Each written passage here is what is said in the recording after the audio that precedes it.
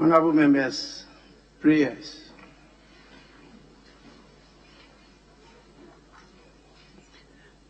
Almighty God, we humbly beseech you upon this Parliament of the Republic of Ghana. Grant that it may perform its high duty as in thy sight. Give divine guidance to the President of the Republic. Endow members of Parliament and ministers of state with deserved integrity and courage, that through the labors of government, this land and people may be well and truly served, and our good purposes for the common human life be realized in our midst. Amen. O God, grant us a vision of our country, fair as it might be, a country of righteousness, where none shall wrong his neighbor, a country of plenty, where evil and poverty shall be done away with, a country of brotherhood, where all success shall be founded on service, and honor shall be given to the deserving, a country of peace, where government shall rest on the will of the people, and the love for the common good. Bless the efforts of those who struggle to make this vision a living reality. Inspire and strengthen our people, that they may give time, thought, and sacrifice to speed the day of the coming beauty of Ghana and Africa. Amen.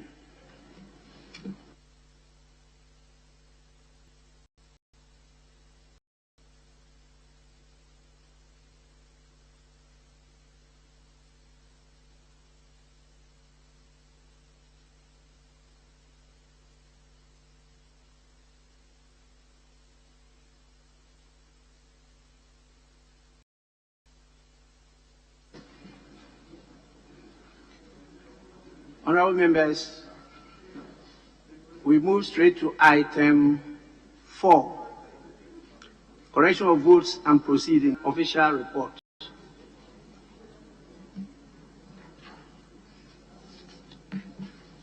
We start correction of votes and proceedings of Wednesday, 16th June, 2021, page 1.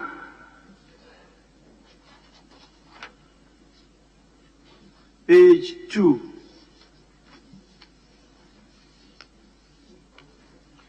page 3,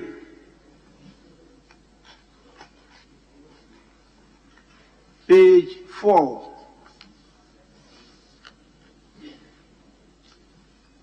page 5,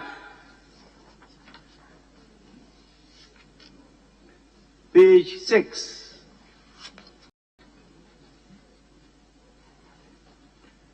page 7, page 8,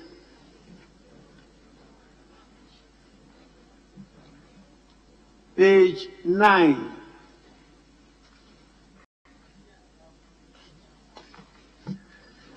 page 10,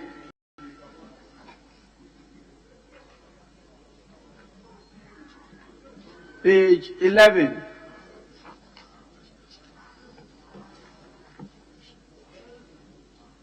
page 12,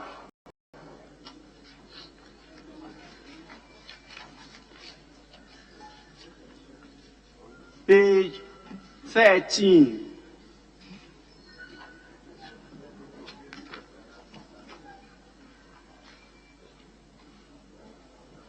page 14,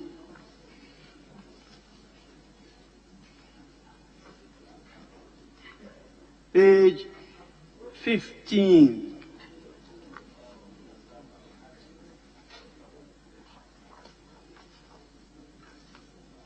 page 16,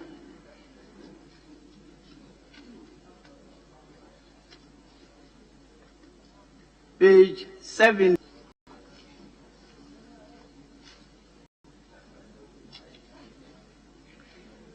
page 18,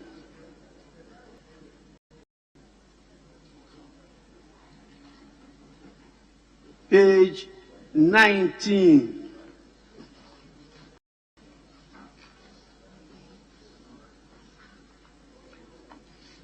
page 20.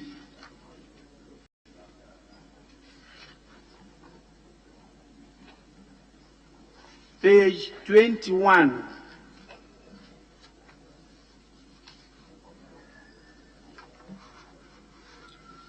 Page 22.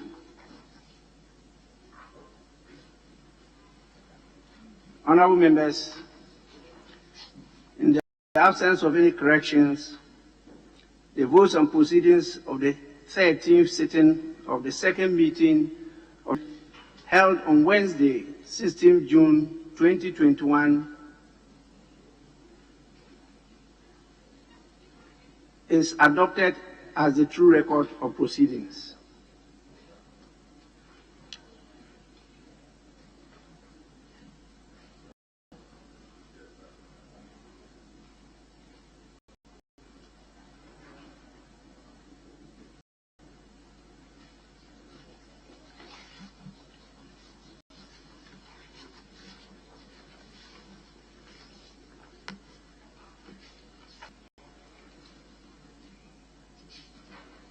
Honorable members, we want to vary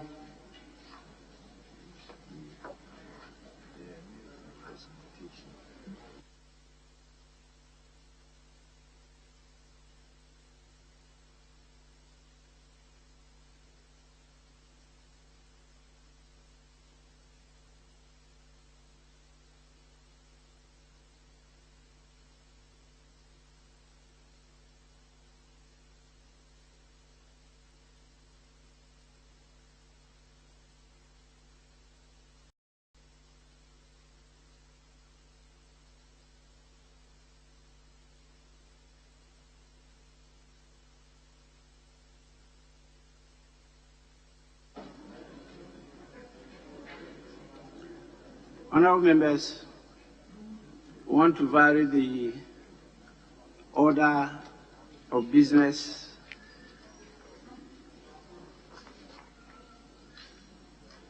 and move straight to item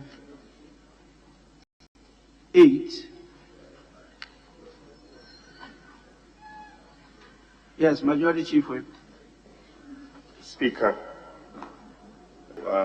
as agreed, both leadership, we will take item 8, and after which we will, Speaker, with your leave, break it to committee of the whole because of the strong concerns about the consideration of formally for the statutory funds. We'll consider today, we are considering that of the debt fund. Then we'll come back and take other items on the other paper. So, presentation of papers. With your leave, Speaker, I will take item 8B on behalf of the chairman of the committee.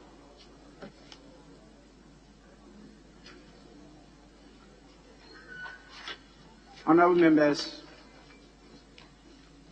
we altering the order of business for the day in according to the earlier agreement between the leaders of the House. And so we'll go to at the commencement of public business. Item number 8 at page 4 of the order paper. Presentation of papers. The following papers to be presented. 8A by the Minister for Lands and Natural Resources. Yes, Majority Chief Whip. Speaker, item 8A, we are not ready yet, so we will jump on to item 8B instead. So are we going to stand down 8A, Roman 1, Roman 2, Roman 3, or we defer it? Speaker, we are anticipating the arrival of the minister, so we will. Okay, we stand that down. We will stand it down for now. 8B by the chairman of the committee. Speaker, already sought him to do the laying on behalf of the chairman. Yes. Minority from bench. Any objection?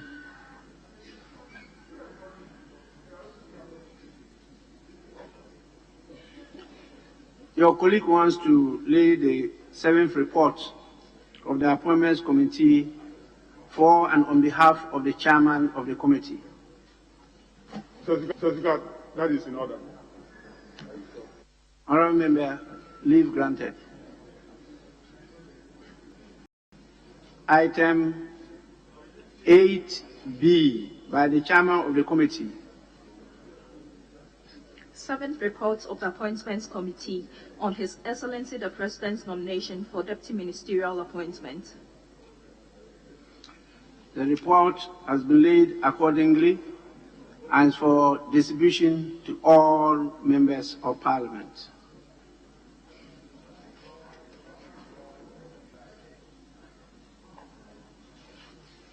Yes, Majority Chief Whip. Speaker, by your indulgence and also based on the earlier agreement, if we can now break into committee of the whole to consider the get fund formula, after which we will revert back to the questions and other business of the day. Honourable members, sitting will accordingly be suspended to enable the House to reconstitute itself into a committee of the whole to consider the various formulas that have been laid before the House. Accordingly, sitting is suspended.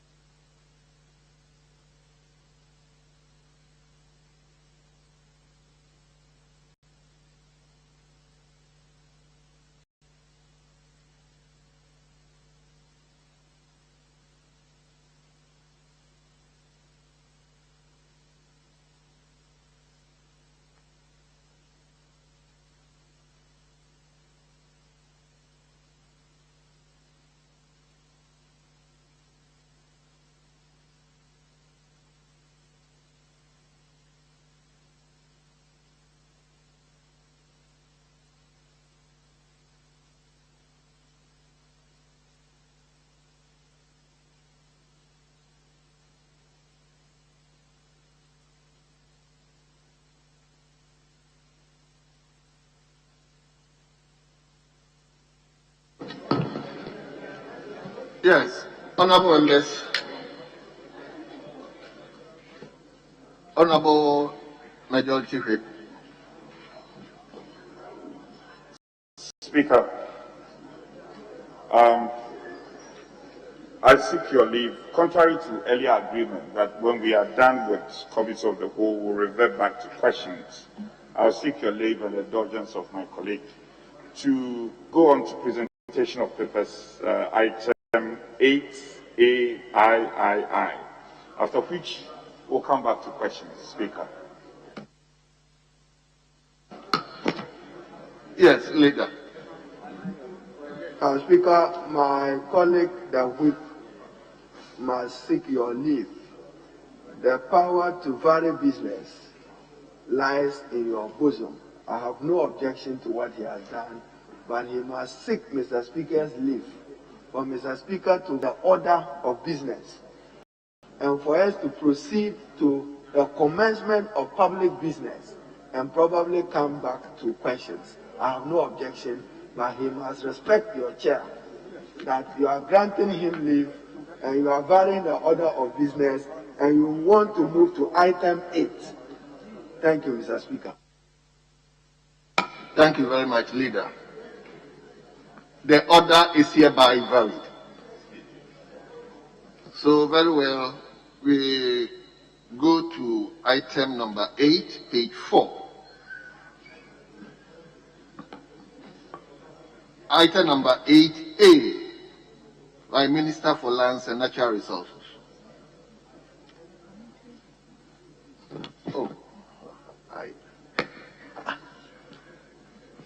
At the commencement of public business, we move to item number 8. That is presentation of papers. So, the Minister for Lands and Natural Resources. 8A. 8AI. Honorable Minister for Natural Resources. Annual report of the Forestry Commission for the year 2016. Honorable members, the report has been duly presented. It is referred to the Committee on Lands and Forestry for consideration and report. Annual report of the Forestry Commission for the year 2017. Honorable members, the report has been duly presented. It is referred to the Committee on Lands and Forestry for consideration and report. Item number AIII. Annual report of the Forestry Commission for the year 2018. The report has been duly presented. It is referred to the Committee on Lands and Forestry for consideration and report.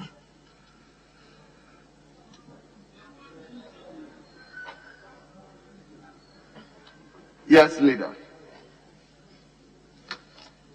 Speaker,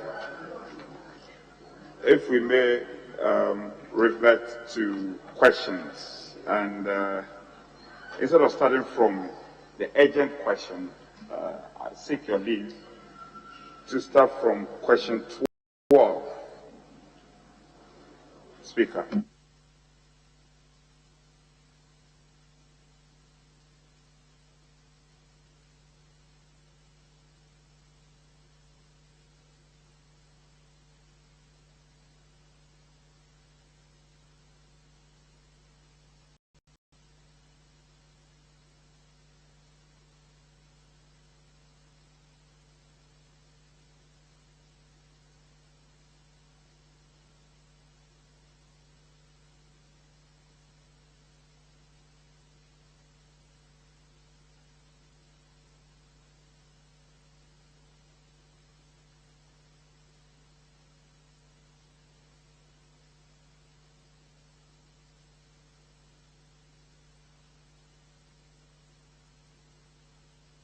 Honorable Minister for Water and Sanitation. We'll take your seat.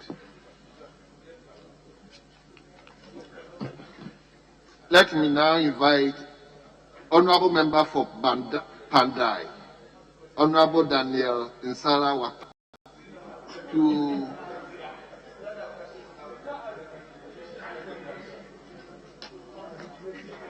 ask the Minister his questions. Is the honourable member around? Thank you,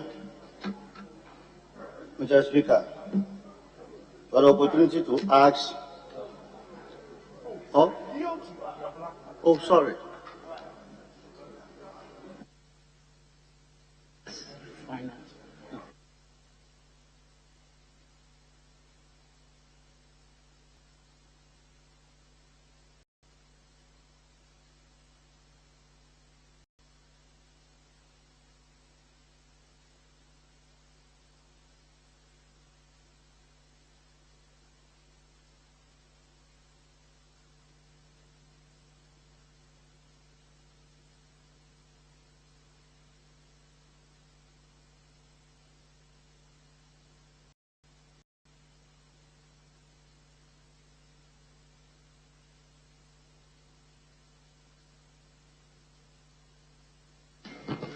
Honourable member for South and North Town, I hope you are not a member for the Pandai. What is your issue? Thank you very much, Mr. Speaker. Mr. Speaker, my issue is that the provisional standing order paper, sorry, Mr. Speaker, for today had my question prominently listed. But coming to the House today and looking at the order paper for today, the question that was advertised for the Minister responsible for finance on the cost of the President's recent travels to France, Belgium, and South Africa is conspicuously missing from today's order paper. And Mr. Speaker, I'm wondering what is the cause of this rather strange development. That's why I'm on my feet, Mr. Speaker. Honourable member, your question is not before me anyway. Anyway, leadership, do you...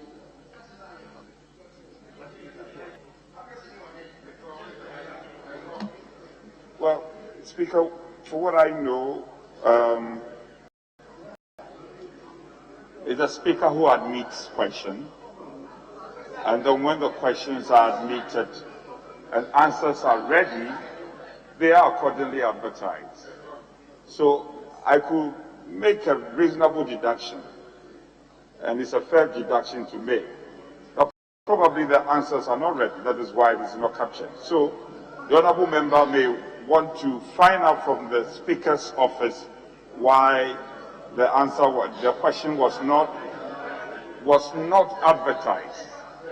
That should be. Yes, minority leadership. Any...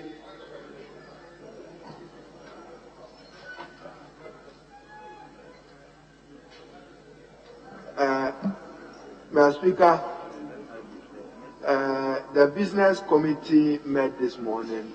Sincerely, I couldn't take part in the meeting. I understand that the matter was discussed and the minister has asked for a rescheduling of the question.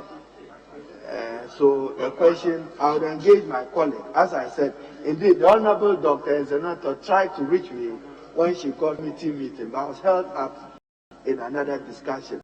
So the Honorable Ablako, I'll persuade you that the question will be rescheduled and the Minister of Finance will come and respond to it, Mr. Speaker. Thank you. Very well. So, honourable member, your question is not before the House today. Take your time. You get your time to ask that question. So let me come to honourable member for Pandai. Thank you, Mr. Speaker.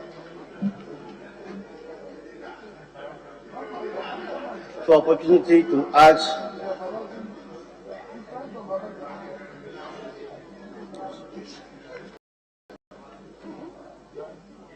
Yes, honourable member, we are listening to you. the Minister for Sanitation, Water Resources, whether there are plans to initiate a water system project in Pandai, which is now a district capital. Thank you. Yes, honourable minister.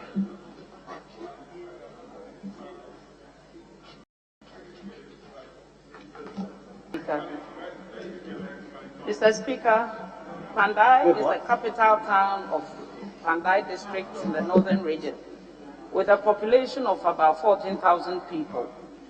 In 2007, the government of Ghana, with funding from the French Development Agency, AFD, constructed a town water system to serve a population of 8,625, and it was designed for a period of 10 years. In consonance with rural water management policy, the water system was handed over after construction to the Water and Sanitation Management Team, known as WSMT, with the active support of the District Assembly. Currently, the water system has broken down, and efforts by the Municipal Assembly to rehabilitate the water system has yielded no results due to financial constraints.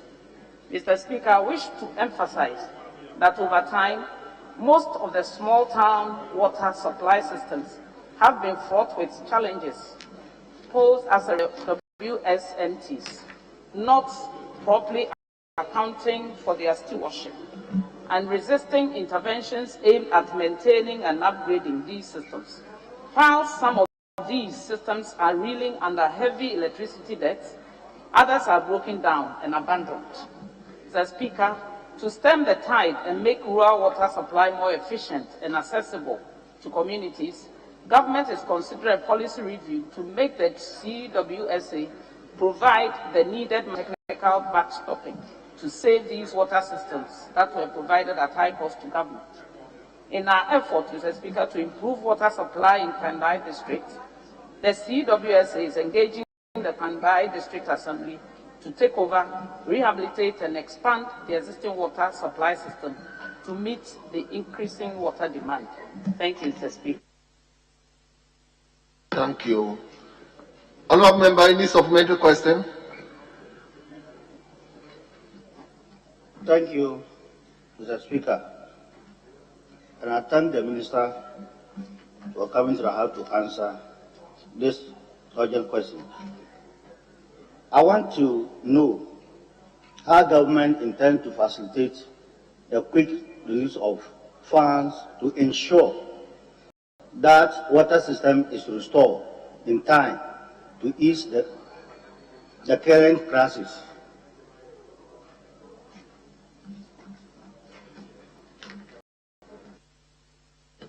Yes, Honourable Minister, if you got the question. Did you get the question? Not really, Mr. Speaker. If the honourable member could kindly repeat the question. Honourable, speak I loud. want to know how the government intends to facilitate a quick release of funds to ensure that water system is restored in time to ease the current crisis. Yes, Honourable Minister. Thank you, Mr. Speaker. We are doing everything possible to engage the District Assembly to work on this. Thank you, Mr. Speaker. Any further supplementary question, Honourable member? Thank you, Mr. Speaker. Considering that the water system were badly broken as a result of improper management, how does government intend to play a supervisory role to guide against mismanagement of these systems and when they are restored? Honourable Minister. Thank you, Mr. Speaker. Reforms that are being introduced into the system to make sure there is proper accounting and proper monitoring. And also there are systems to be put in place to maintain and manage the system. Thank you, Mr. Speaker. Yes. Let's shift to question number 13, page 2. That stands the name of the same honourable member for Pandai. Honourable, question number 13. The right honourable Speaker, for the opportunity again to ask the Minister for Sanitation Water Resources whether there are plans to provide borehole facilities or alternative water system for the following communities in Pandai constituency: Samboli, Chekuri, Unyumbu, Lambadu, Benangondo, Kuja, Bombari, Kotapi, Kapui, Kakanadu, Sungwai, Lage, Ochilpe, Nanjuru, Daladu, Papa, and Kachike. Thank you. Yes, Honourable Minister. Thank you, Mr. Speaker. Mr. Speaker, the Pandai constituency are currently faced with some challenges in the supply of safe water due to population increase. Whilst Jumbo, Chakre, Lambado, Kujo, Takindo, Ochiripe, Nigeria, and Kachinke communities have boreholes fitted with hand pumps. The remaining communities are yet to be provided with borehole facilities. Mr. Speaker, suffice it to say that as part of government's Water for All agenda, the ministry in 2018 embarked on the construction of mechanized and selected districts across the country to improve access to safe water in our rural communities. Mr. Speaker, to continue implementing the program, the Ministry of Sanitation, Water Resources, and the Community Water and Sanitation Agency would annually make budgetary provisions for the rehabilitation of the borehole facilities and also provide new boreholes in other communities. Thank you, Mr. Speaker. Yes, Honorable Member, any supplementary question? Thank you, Right Honorable Speaker. Until annual budget allocations are made, what are the ministry's immediate plans to supply water to these communities? Yes, Honorable Minister. Thank you, Mr. Speaker. The primary funding for our work is through the annual budget allocation. Apart from that, we also have donor agencies that help us. So we'll put this on the priority list. Thank you.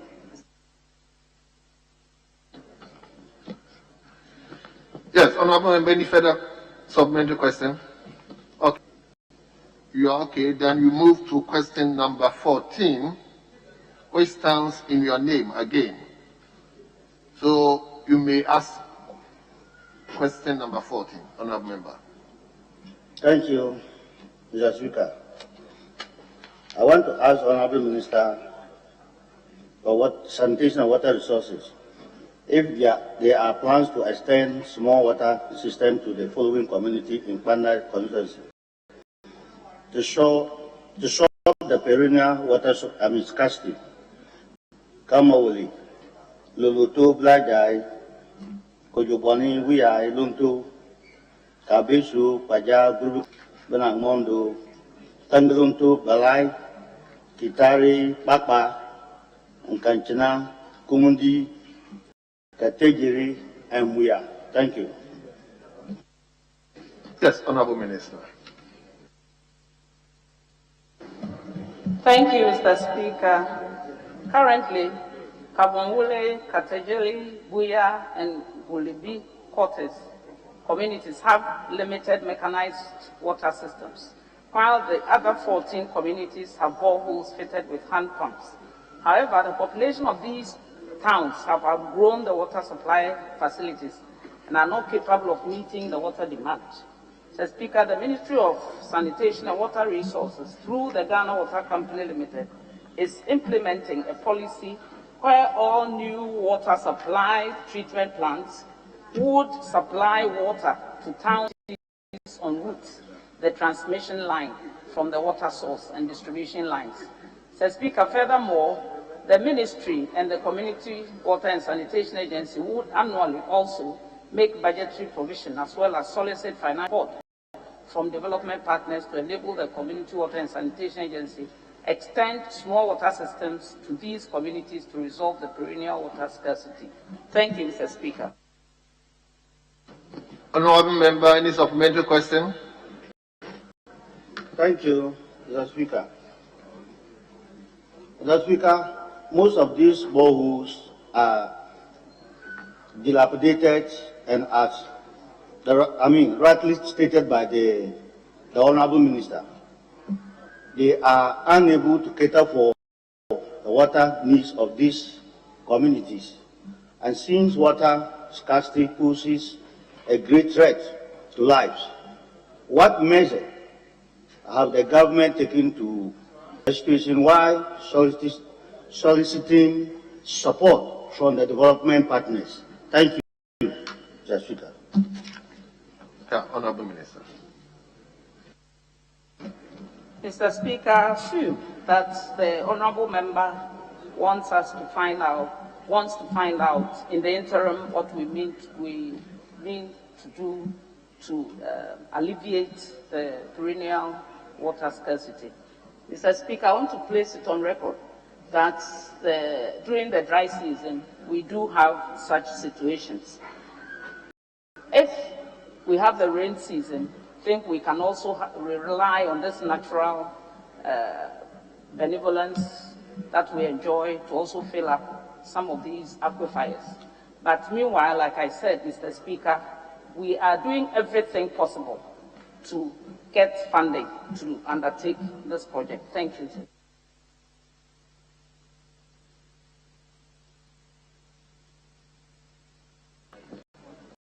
Honorable, do you have any other question? And Thank you, that will be the last supplementary question. My last follow-up question to the scarcity is, the perennial water scarcity is dangerous because it triggers outbreak of diseases which have adverse effect of human life. What is government long-term plan in eliminating acute water shortage in Panda district? Thank you. Yes, Honorable Minister.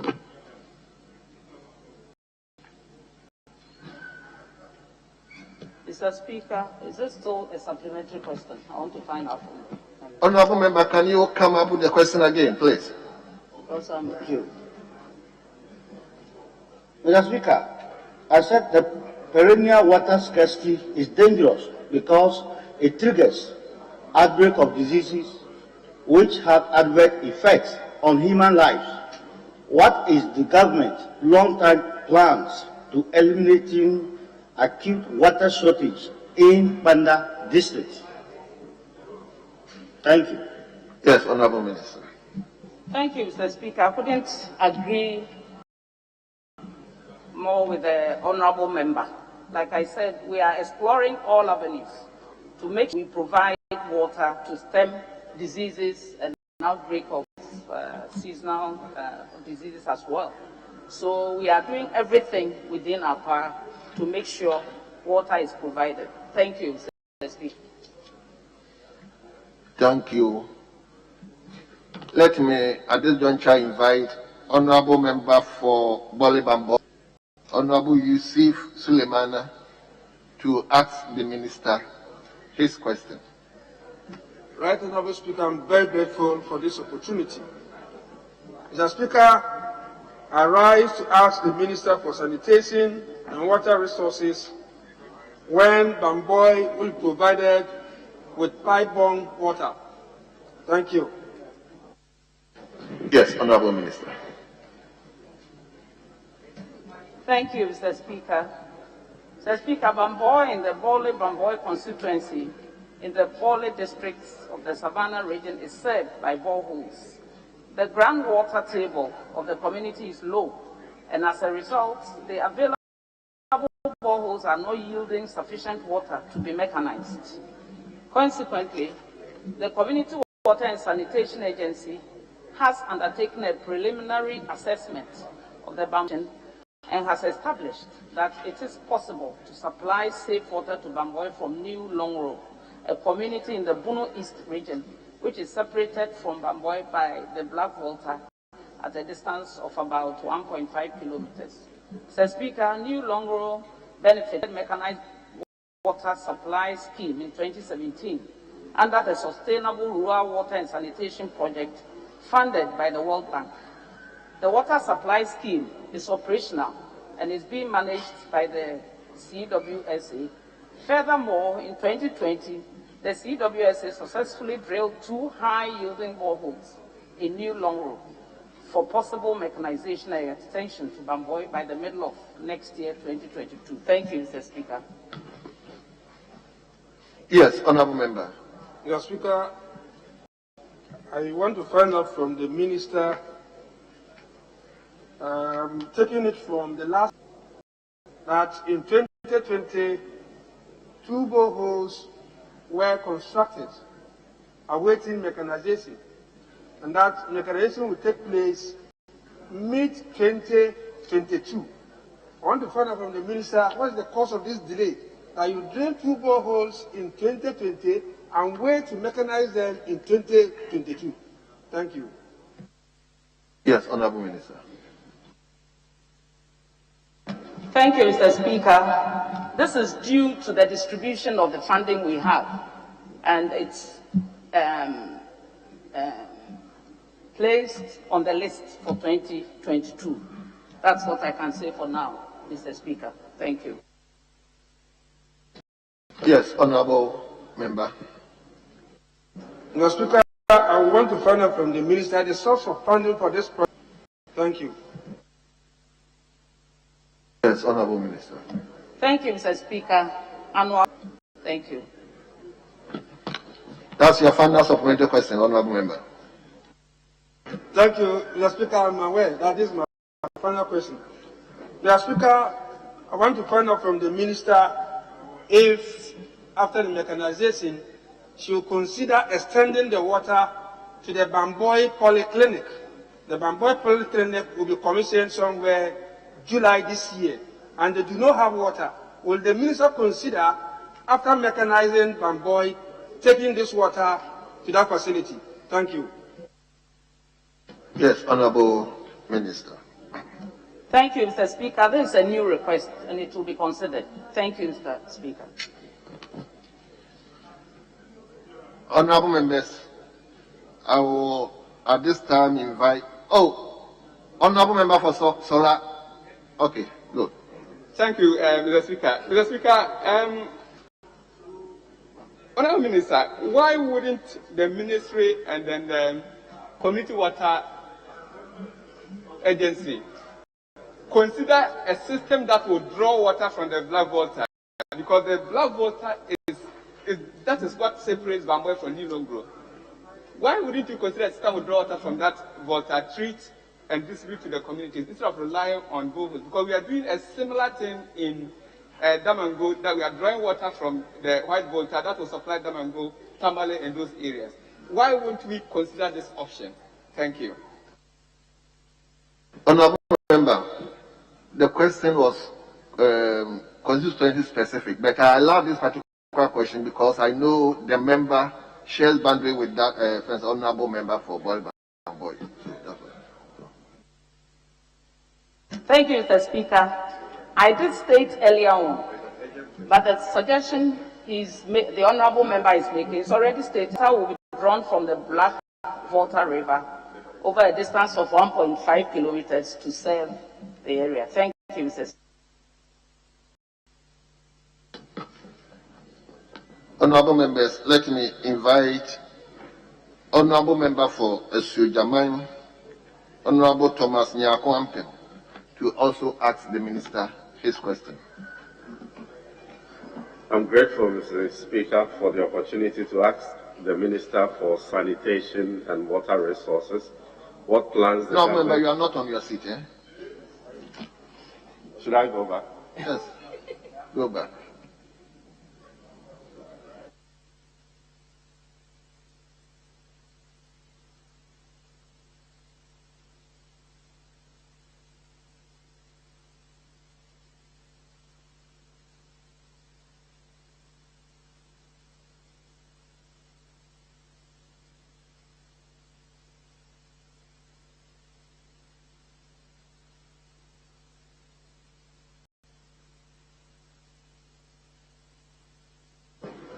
Thank you, Mr. Speaker, for the opportunity to ask the Minister for Sanitation and Water Resources what plans the government has to connect the following communities in the Sojaman district to the Ghana water pipelines: Nudu, Abuasa, Apeguso, Mpakadan, Anyensu, Abomayao, Frankadia, Finte, and Osiabra. I'm grateful, Mr. Speaker. Yes, Honorable Minister. Thank you, Mr. Speaker. Mr. Speaker, currently Apeguso, Mpakadan, and Frankadia communities are being water for mechanized boreholes constructed by NGOs and private individuals.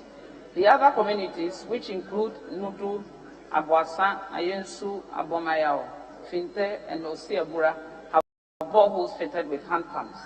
Mr. Speaker, the Ministry of Sanitation and Water Resources has two water agencies responsible for safe water. The Ghana Water Company Limited is responsible for urban water delivery, whilst the Community Water and Sanitation Agency, CWSA, is responsible for peri-urban and rural water delivery. The communities under discussion are under the operational area of the CWSA, Going forward, Mr. Speaker, government is considering a policy review to make the CWSA provide the needed managerial and technical backstopping, urban and rural water facilities that were provided at high cost to government. Furthermore, CWSA is considering providing small water systems to improve water supply to these communities and other peri-urban and rural areas in the country. Thank you, Mr. Speaker. Yes, Honourable Member, any supplementary question? Mr. Speaker,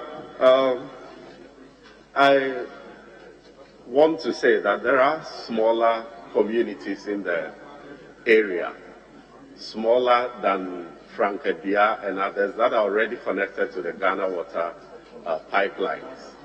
But it doesn't matter if these communities I listed will get water from Ghana Water or community water and sanitation.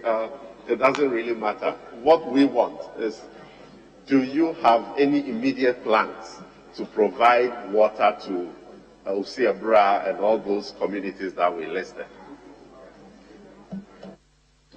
Yes, Honourable Minister. Speaker, it is our vision to make sure all communities are provided with water. So therefore, like I said, we work within, we straddle between these two agencies to provide water for the people of Ghana. And I think wherever we need to link to Ghana Water, we will do that. If we have enough yield also to supply from rural water, we will do that. Thank you, Mr. Speaker. Yes, Honourable Member. Mr. Speaker, is the Minister aware of an expansion project that was ongoing some years ago, about 6-7 years ago, in Atimpoku, with the intention of supplying the communities that I mentioned with water from Ghana Water? Yes, Honourable Minister. I am aware, Mr. Speaker. Thank you. Honourable, final question. This is your final supplementary question. I'm just reminding you that this is your final supplementary question. Well noted, sir. Good. But, Mr. Speaker, if the Minister is aware of that particular project, then I would have expected a firmer assurance from her that these communities will be connected. What is the status of that expansion project as we speak? And when does she think that project will be completed? Yes, Honourable Minister. Thank you, Mr. Speaker. I need to get my technical team to give the current status. Thank you, Mr. Speaker. Yes.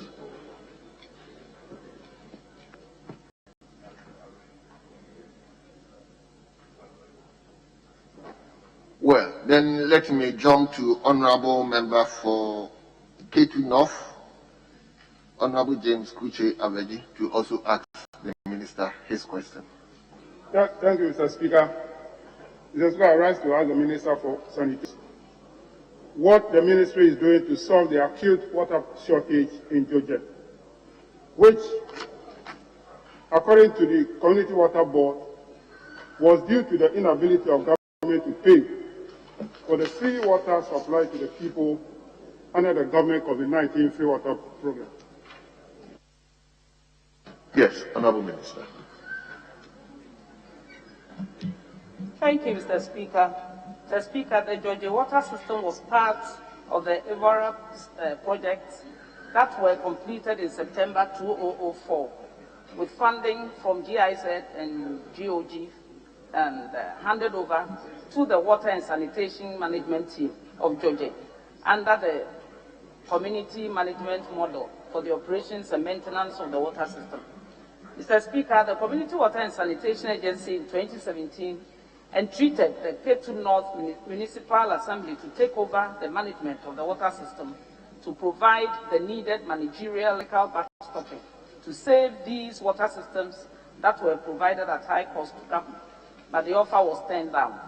Mr. Speaker, I wish to indicate that the Ministry of Sanitation and Water Resources and the Community Water and Sanitation Agency are liaising with the Ministry of Finance to effect payment of the outstanding bills for the free water supplied by the Joje WSMT to the residents, as well as other outstanding bills owed across the country. Mr. Speaker, in line with government's Water for All agenda, supply treatment plants will supply water to towns and communities along the transmission line from the water source and distribution lines.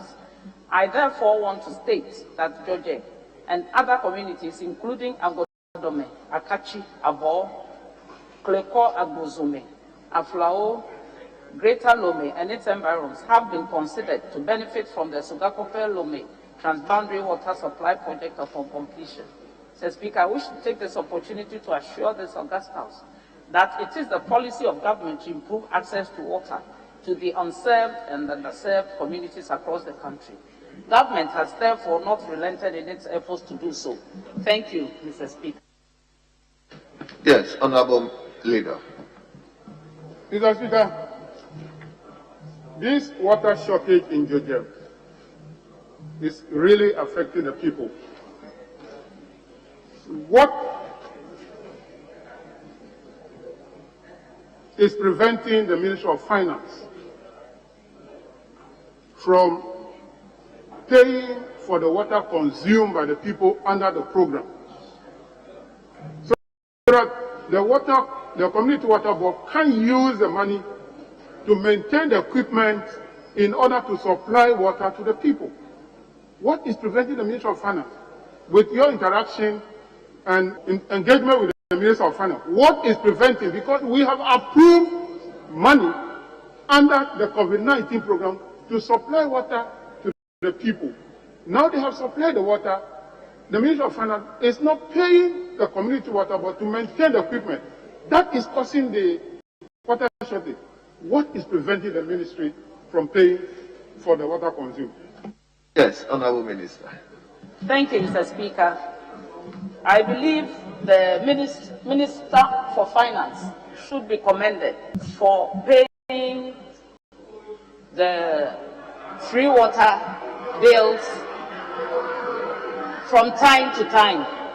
Mr. Speaker, to give a few figures, government has spent over 805 million cedis to give this free water from April 2020 to April 2021. The Minister for Finance has been gracious enough to pay close to 500 million for urban water. And we commend him also for paying 33 million for rural water. And Mr. Speaker, I want to place it on record that the whole wide world, it's only President Nana Addo Dankwa Akufo-Addo who has given free water to his people. Mr. Speaker, we all know the essence of good potable water to the good people of Ghana. The government is doing everything in its power, and Georgia is included, to pay all outstanding bills. As I speak, Mr. Speaker, the outstanding bill for rural water is 13.21 million Ghana cedis. And the Minister for Finance is ready to consider the payment. Thank you, Mr. Speaker. Yes, Honorable Leader. Mr. Speaker, the Minister says she is commending the Minister of Finance for paying huge sums of money for the water consumed. Is she telling me that the people of Ketuno, for that matter, Georgia, are not important? So that whatever they consume is not paid by the government? Is that what she's telling me? By the figure she's quoting. The people, you have not paid for what they have consumed. Honorable Leader. Figures. Honorable Leader. Honorable Leader. To the community water so that they can fill the equipment. Honorable Leader. What is your question? Just ask your question. My question is that, are the people of Ketuno not important so that whatever they consume can also be paid for the community water to use? That's my question.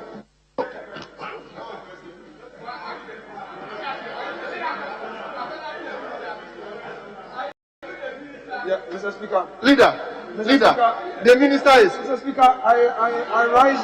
Okay. Yes. Mr. Speaker, with respect, I seek your leave to draw attention to Order 69.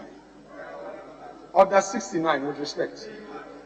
Mr. Speaker, Order 69, at page 47 of our rules book. Mr. Speaker, it reads, as soon as a question is answered in the House, any member beginning with the member who asked the question may, without notice, ask a supplementary question. Further elucidation of any matter of fact regarding which the answer has been given, but a supplementary question must not be used to introduce a matter not included in the original question. Mr. Speaker, I humbly submit that the part taken by my colleague, the Deputy Minority Leader, is not in accord with what the rule is stating. You've asked your main question, Mr. Speaker. This is not a supplementary question, and Mr. Speaker, it is only fair. Leader, well noted, but the minister is ever willing to respond to that question. So, Mr. Speaker, I am flabbergasted by the statement,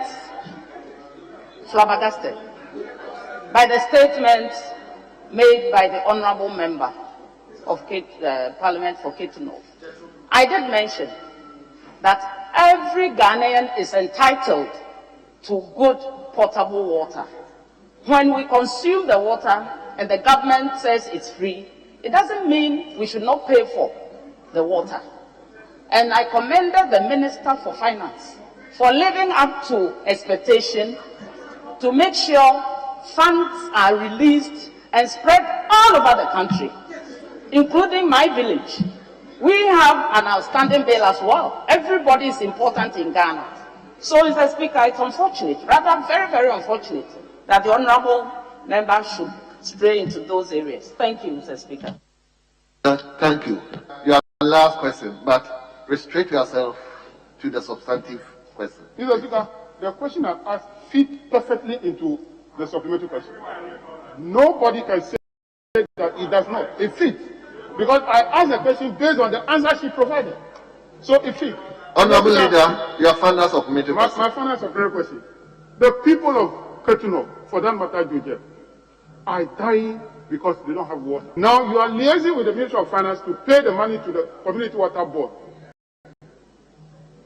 So for them to freeze the equipment for the people to get water, how soon will that be done? Or if that cannot be done soon, what interim measure will you put in place for the people to get water? Yes, Honourable Minister. Thank you, Mr. Speaker. The process through which payment is made is not like the bills are presented today and tomorrow it is paid.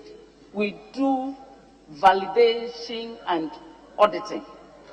And with the account background that the honourable member has, I think he will agree with me that even if the Minister for Finance is providing the funds today, it will take some time to even move out and pay the community bills to be paid.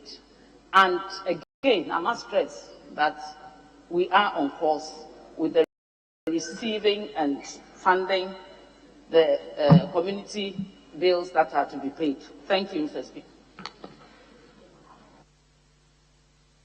Yes, Honourable Member for Cutting off. Yeah, thank you, Mr. Speaker. In the Minister's answer to the question, she mentioned that outstanding bills for the free water supplied by the Georgia Water Sanitation Management Team to the residents is yet to be paid. Can the Minister tell the House how much the Ministry owes the Georgia WSMT? Thank you, Mr. Speaker. Honourable Member, I wouldn't allow the Minister to answer this question. Like I said yesterday, this House, you don't bring the Minister here to respond to specific questions and ask her about certain questions on money, you say something and to be on record, which might not be the case. So I will not allow this particular question, please.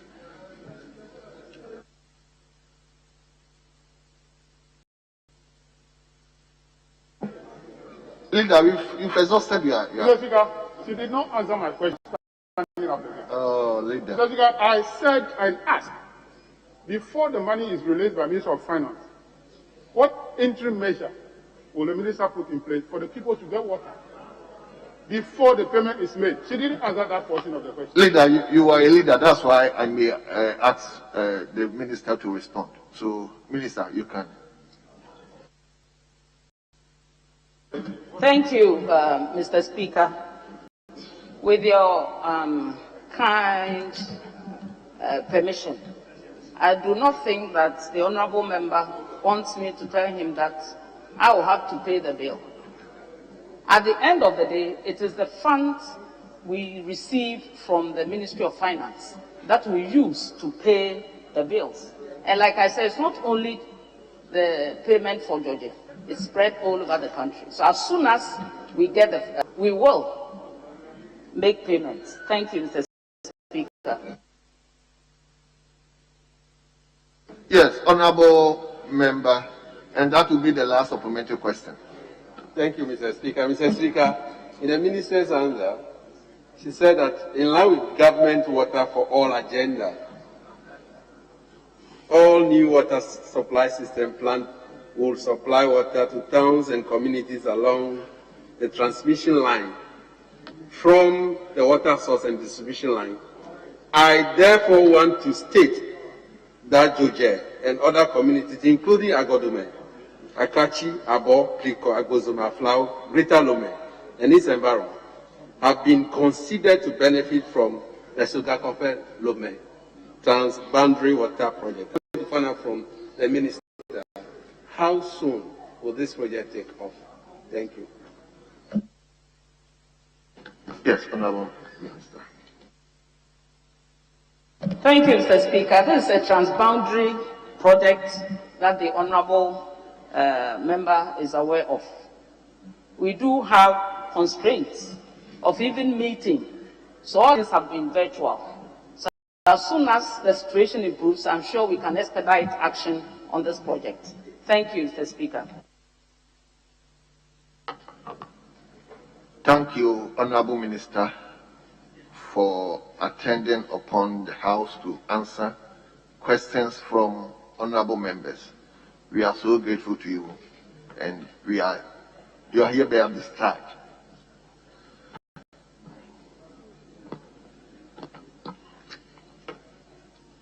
Let me at this juncture invite the Minister for Finance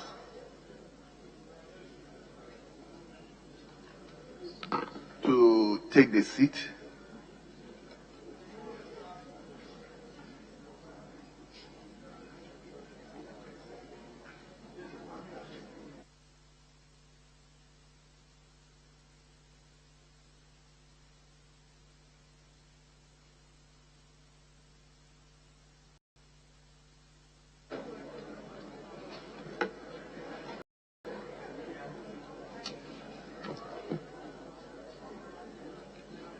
Honourable members, let me invite Honourable Member for Temalis South, the minority leader, to ask his question to the Minister for Finance. Thank you, Mr. Speaker, for the opportunity to ask the Minister for Finance the total amount of temporary advances from the Bank of Ghana to the Government of Ghana for the 2020 financial year. Thank you, Mr. Speaker. Yes, Honourable Minister.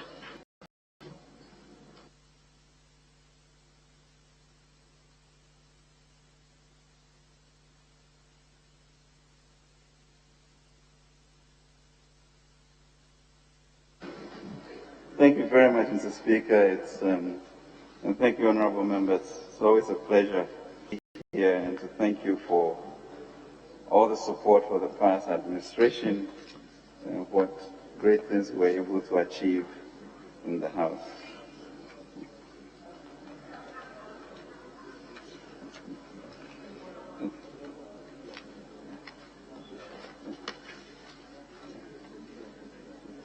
Mr. Speaker, the devastating impact COVID-19 pandemic required urgent action to contain its negative and harsh impact on lives and livelihoods.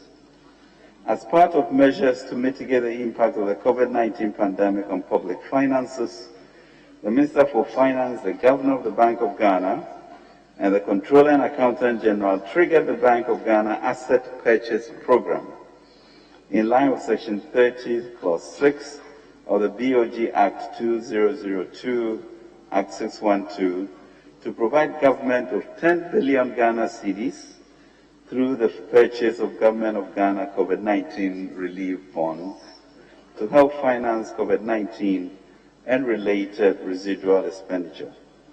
Mr. Speaker, since the facility was raised under Section 30, Clause 6 of Act 612, which relates to borrowing under emergency, the facility was structured as a long-term facility and not subject to Section 30, Clause 3, where repayments are to be done within 3 months after grant of the advance. The terms of the bonds are as follows. Bond name, COVID-19 Relief Bond Program. Program size, 10 billion Ghana cedis. Tenor, 10 years with 2-year moratorium. Repayment, amortizing after moratorium. Principal and interest will commence in November 2022. Interest rate floating pegged to prevailing MPR, and the currency Ghana cedis. The 10 billion cedis was issued in 2 tranches. The first tranche of 5.5 billion face value was issued on 15th May 2020, and the final tranche of 4.5 billion face value issued on 9th September 2020. Mr. Speaker, consequently, the first repayment, principal and domestic interest due, will be reflected in the debt repayment schedule for the 2020 statement and economic policies of the government. There were no other temporary advances from the Bank of Ghana in 2020. Thank you, Mr. Speaker. Honourable Minister. Yes, Honourable Leader, any supplementary question? Mr. Speaker, I want to find out from the Honourable Minister for Finance whether the Bank of Ghana bought any government bonds. Thank you.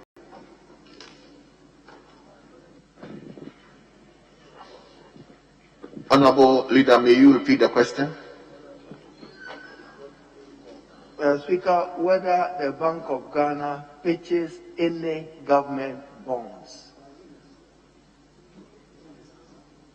Yes.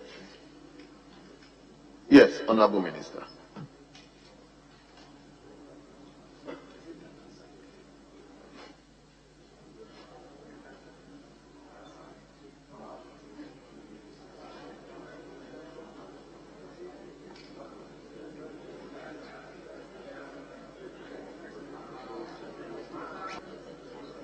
Honourable members, please order.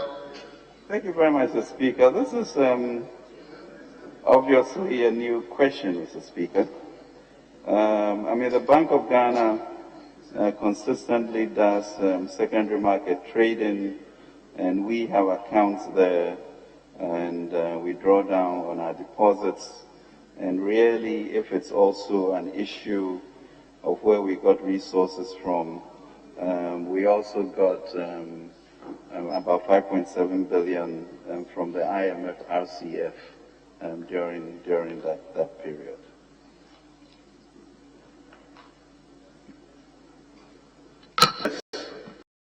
Honourable Leader.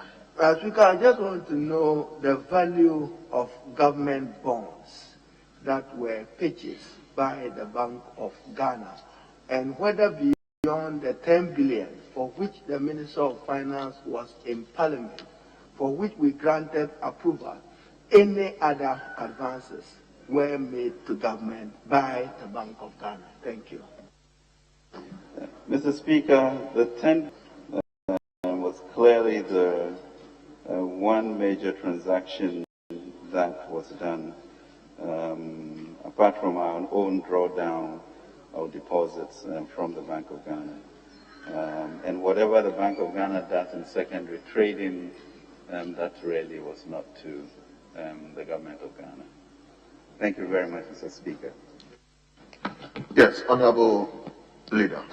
Speaker, I just want to know the value of government bonds purchased by the Bank of Ghana. Thank you. Yes, Majority Deputy Leader. Mr. Speaker, I shall repeat my earlier application.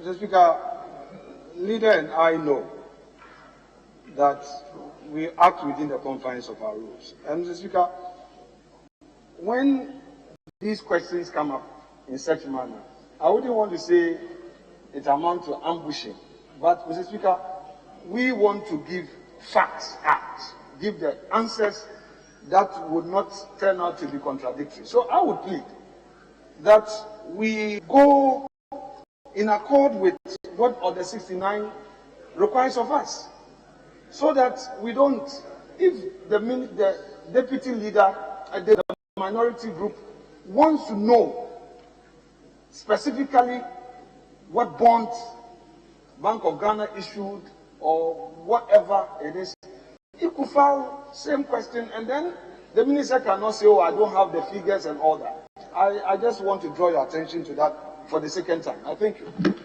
Yes, Deputy Majority Leader, I'm inclined to go with you. Like I said yesterday, this House must give accurate records. So looking at your question to ask the Minister of Finance the total amount of temporary advances from the Bank of Ghana to the Government of Ghana for the year 2020 fiscal year. Then you come and ask the Minister something quite different from this, it will be quite problematic. So like I said yesterday, Leader, if you want that particular responses, please file specific question to that, respectfully, so that the Minister can actually give accurate report to this House and to the nation. Well, Speaker, I won't litigate your ruling. I would respect it.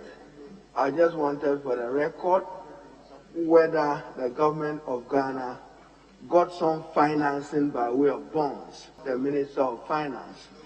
If the answer is not available, I'll proceed to my second supplementary. And Mr. Speaker, the Minister in his answer quoted Section 30 of Act 612, the Bank of Ghana Act of 2002. With your indulgence, I quote, for my purposes, 31, 2, and 3, but my emphasis will be on 2 and 3, since he referenced it in his answer.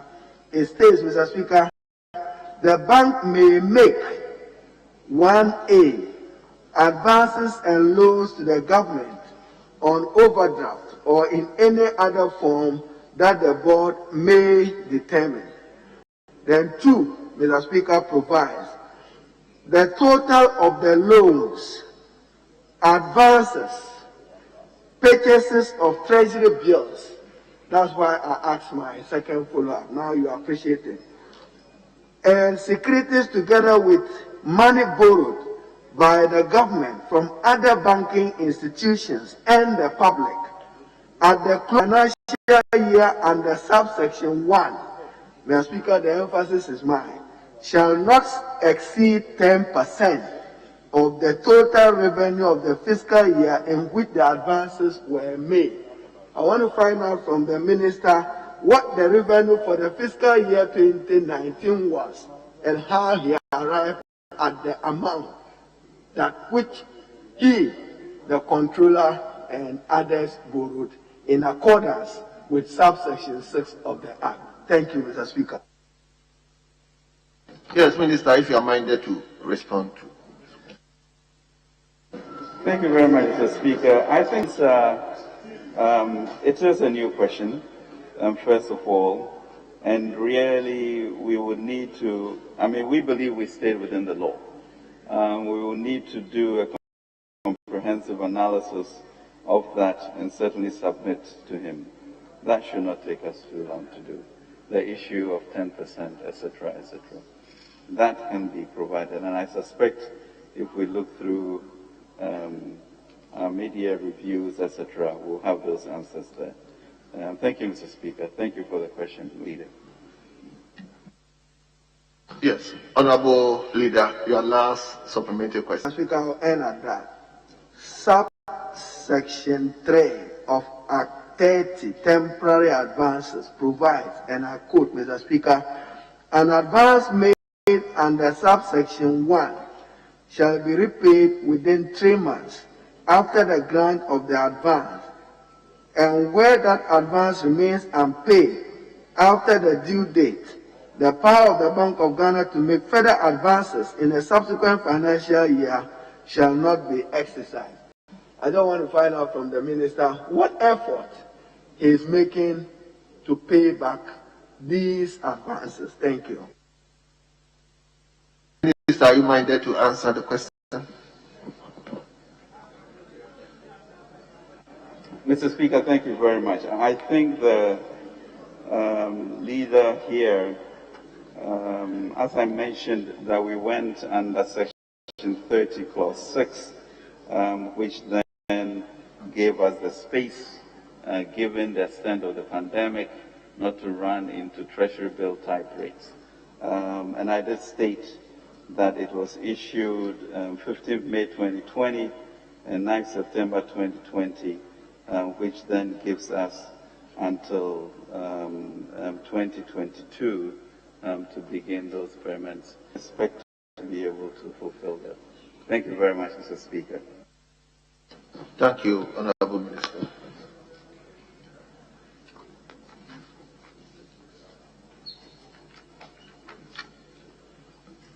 Honorable members, let me invite Honorable Member for Tamale North, Honorable Suhini Alasa Saibu, to ask the Minister his first question.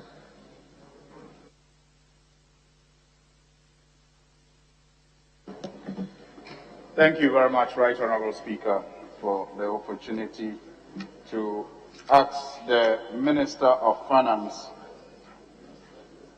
which independent power producing companies have received payment from the Government of Ghana for excess capacity charges, and how much was paid to each company in the last 4 years.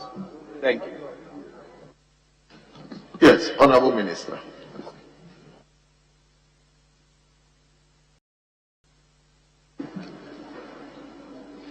Thank you very much, Mr. Speaker, and thank you, Honorable Member from Tamale North, because these are very important issues of power for us as a country.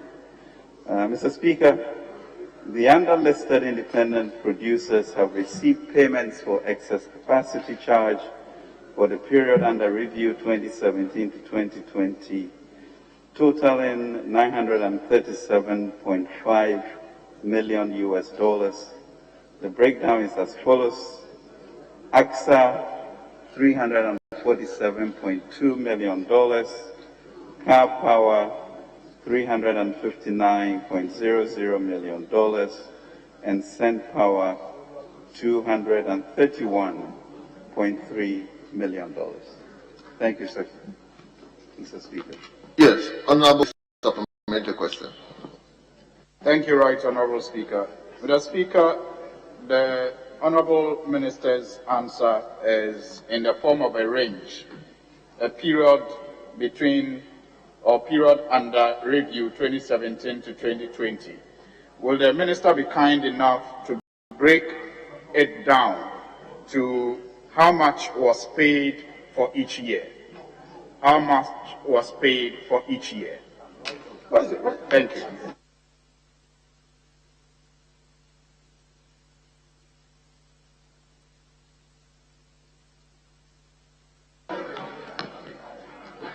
Honorable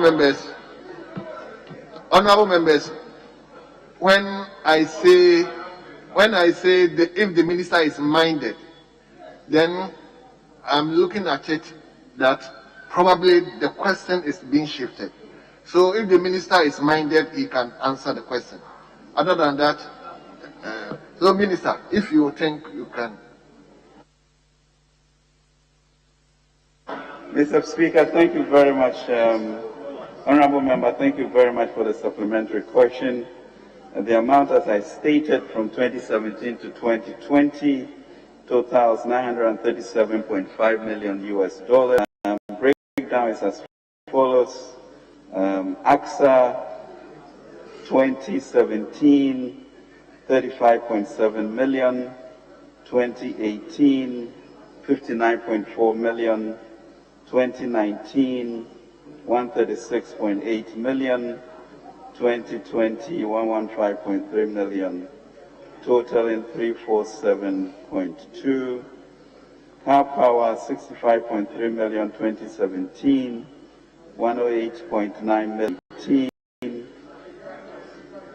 I beg your pardon? Honorable Minister, may you please speak up a bit?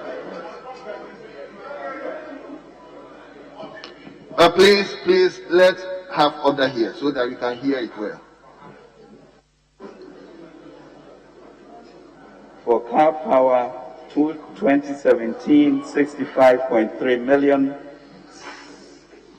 2018, 108.9 million.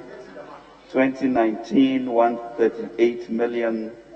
2020, 46.8 million, coming to 359 million for the period. Same power, 0 for 2017, 0 for 2018, 86.5 million 2019, 144.8 million 2020, 231.3 million total. Thank you, Mr. Speaker. No. Honorable Minister. Yes, Honorable Member. Thank you, Right Honorable Speaker, and thank you, Honorable Minister, for your answer. Will you be kind, Honorable Minister, to also let us know the quantity of megawatts that was determined to be excess for which these payments were made? Yes. The quantity of megawatts that were determined to be the excess for which these payments were made. Minister, are you minded to answer? I think it's a legitimate question. Only I'm not prepared for it, and so we can bring that to the House, or he could ask another question so that we come to the House. But I think that the power area is a crucial area for all of us, and we need to understand it. We've been going through, as you know, Mr. Speaker, negotiations to bring these things down, and I think we've gone along with AXA, Car Power, Senate, and Co. So that the whole issue of take or pay will be reduced, and we will come down to maybe more tolerable, sustainable levels. So we'll be prepared to bring those details to him. Thank you very much, Honorable. Thank you, Mr. Speaker. Yes, Honorable Suhi, to question. Thank you very much, Mr. Speaker. I think that the House will be grateful if the Minister is able to give us the time frame within which that answer will be given, so that we can conclude questions on this matter. But, Mr. Speaker, maybe just finally, will the Minister take this opportunity also to refute a publication of 10 February 2021 by the Daily Guide Network that quoted an unnamed source from the Minister of Finance, putting the figure at 12 billion Ghana cedis, and various reports that suggested we paid $500 million annually for excess capacity charges? Honorable Member, I've said this over and over again. Obviously, these are figures, and you don't expect the Minister to come use. So if you think you want these figures, please file a separate question to the Minister. He will be obliged to come here to respond to that. But for this particular one, please, I'll turn it down. Yes, Honorable Member for Bongo. Thank you very much, Mr. Speaker. I believe that the Finance Minister definitely would have, when he's paying these figures, the finance minister will definitely. I'll still ask my question. I know that the finance minister definitely will be told when he's paying quote unquote excess capacity. He will be told what this excess capacity consists of. My question is this: how much was paid as part of the total amount of $900 and something million? How much of it was taken care of for what we call it, our reserve margin? Remember that reserve margin is not paid for. So how much of this figure went for the reserve margin which the utilities need to be able to run? Honorable Member for Bongo, please file a separate question. Specific question for that. We are all interested. The nation is interested. Honorable, listen to me. You are not the only person who is interested with the figures. I'm interested, then I'm interested.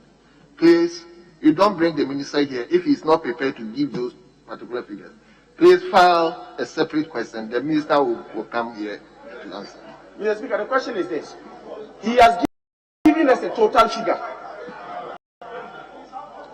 The total figure was based on the question that was filed to him. He has given us a total. He has given us, and clearly you realize that he had figures when he talked about 2017. Honorable Member, I have turned down that question, please. If you can, but you've even exhausted your time.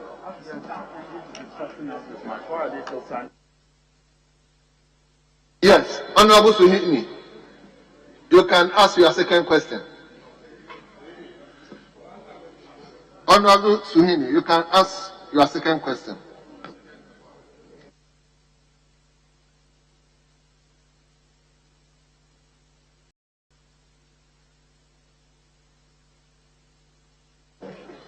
Thank you very much, Right Honorable Speaker.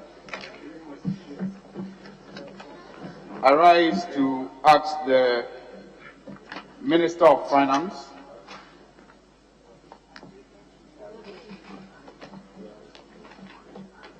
why Mackenzie and Company Incorporated Ghana and Ghana Revenue Authority mutually agreed to suspend a June 2018 contract which was aimed to increase tax revenue collection. I thank you. Yes, Honorable Minister. Thank you very much, Mr. Speaker. Mr. Speaker, in 2018, GRM Mackenzie, I believe, signed a 24-month service agreement, which would have ended somewhere in 2021. However, as you know, there was a leadership change at both the board and management level in GRA in 2019. The Mackenzie agreement, among others, was reviewed to ensure that it was in line with the new strategic direction. After the review, GRA and Mackenzie mutually agreed to change the focus of the agreement from supporting only the immediate need to license revenue collection in 2018-2019 to a longer-term objective to create sustainable revenue collecting entity.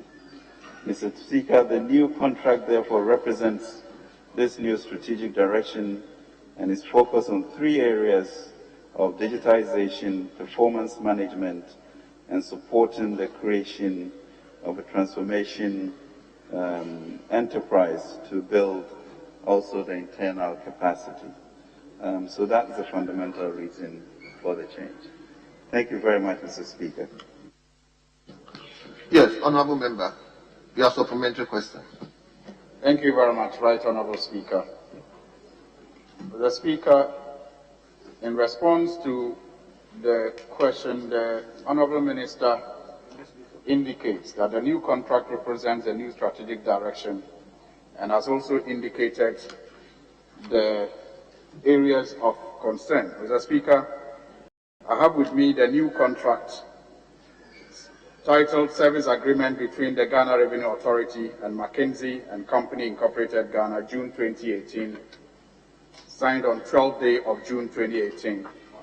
And Mr. Speaker, page 4 paragraph 4.2 says the parties acknowledge that the overarching deliverable from Mackenzie shall be to support the GRA to increase tax revenue substantially over and above the baseline of 17% year-on-year growth. Mr. Speaker, my supplementary question: has Mackenzie, for which they are paid $18 million plus for 24 months, been able to substantially increase tax revenue over and above the baseline of 17% since this contract was signed? I thank you. Minister.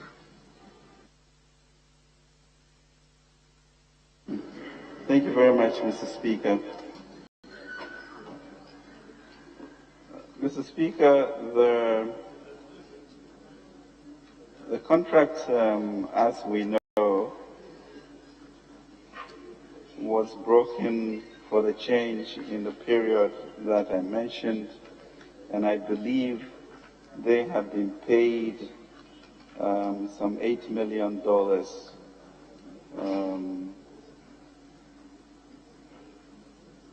They have been paid, I believe, some $7 million total payments to date, as I've been informed. And the new contract is nowhere near the $18 million that Honorable Member mentioned. I think the new contract, I believe, sums up to about $9 million or so. The question as to whether the 17% year-on-year growth is being attained, I think I will need to look at the detail for that to be given to the Honorable Member. But I believe, the key issue really for us as a state is that we are performing at around 13–14% revenue to GDP, which is about 7 percentage points below our peer countries. So we really need to be sanguine about not being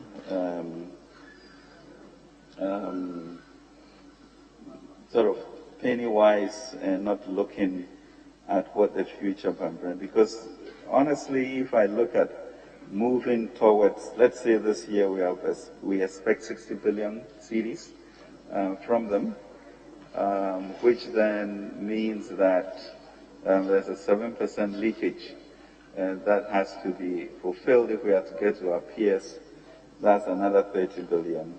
And therefore, getting support to be able to reach that is important for us. Whether we can ramp up immediately is an issue that we need to contend.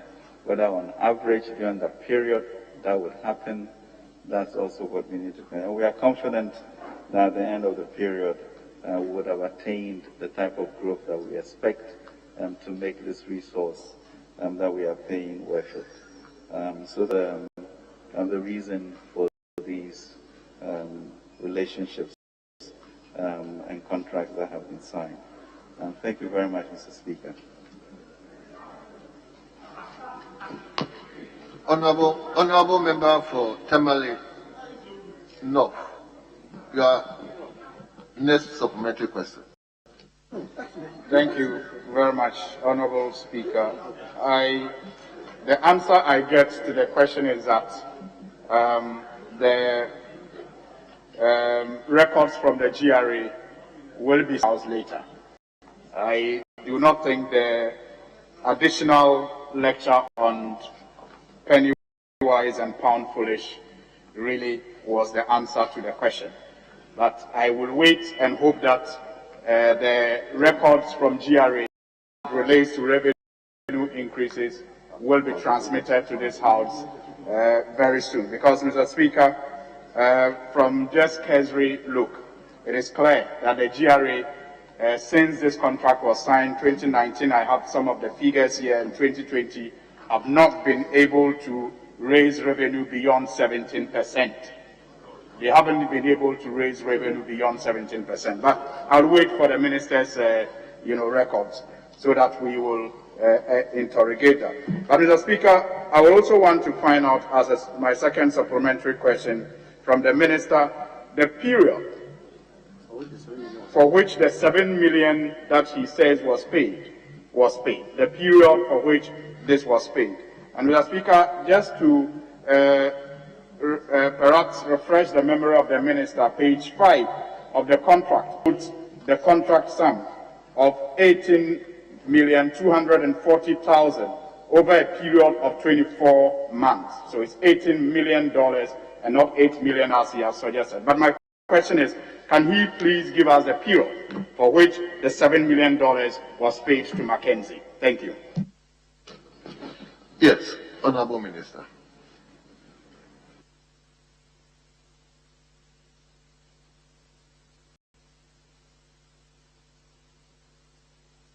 Mr. Speaker, I do not have the exact date, except to state categorically that it was at the end of the period in which the new contract was then being renegotiated.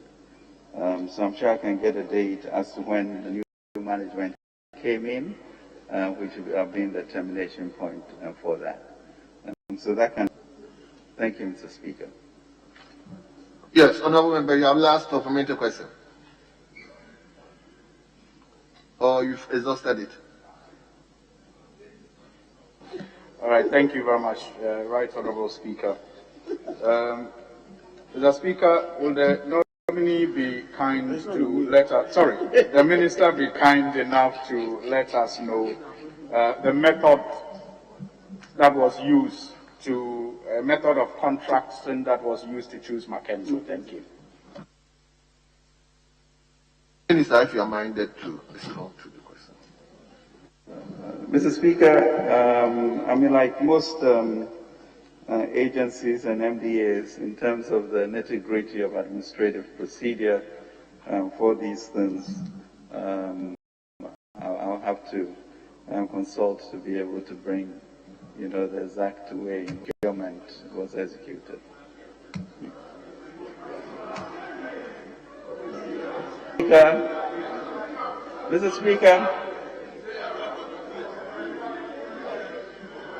Mr. Speaker, I simply stated... Please, order. He is repeating what he said. So I simply stated, like most MMDAs, the board administration are able to contract and go through their procedures. I can find out exactly what it is they did to provide to you. Thank you. Thank you.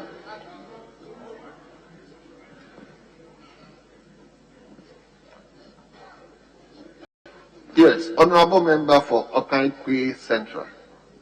Thank you very much, Mr. Speaker. Mr. Speaker, I'd like to find out from the Minister if during the period of Operation and Company Group was satisfied with their performance generation. Thank you.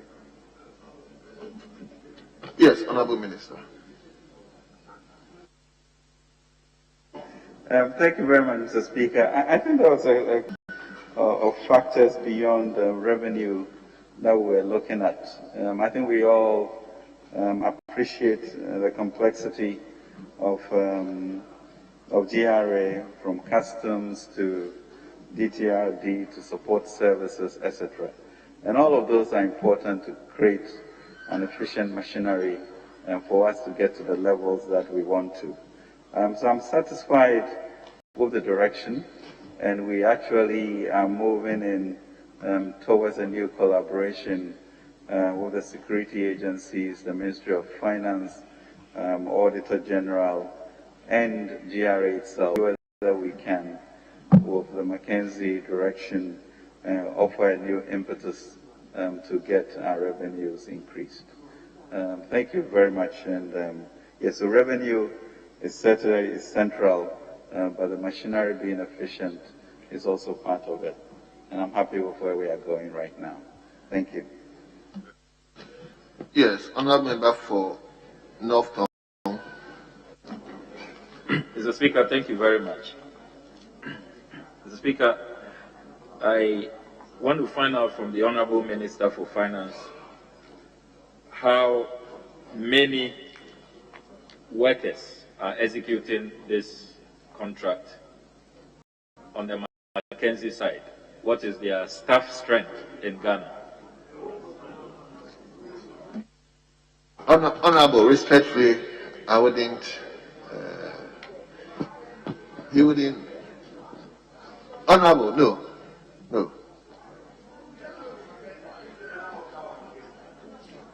Oh, you may ask different questions. There have been reports that the execution of this contract has led to Mackenzie workers virtually taking over GRA. So this is an opportunity for the Honourable Minister to respond to that matter. And it's very much related. This is very much related to this. Honourable Minister, are you minded? Okay. Yes, Honourable Member for Bongo. Thank you very much, Mr. Speaker. Based on an earlier question that was asked. This will be the last supplementary question, please. Based on the based on an earlier response, based on a question that was asked by Honourable Boama, as to whether the performance of Mackenzie was satisfactory, the minister's response was that yes. Yes, did I say it was a major question? My question is this: there was a question that was asked by Honourable Suheni as to the deliverables that Mackenzie was supposed to do in terms of increasing their tax revenue by 17% and above. The minister's response was that he didn't have it, but he will supply us with those figures. On what basis is he making this judgment value that Mackenzie's performance is satisfactory?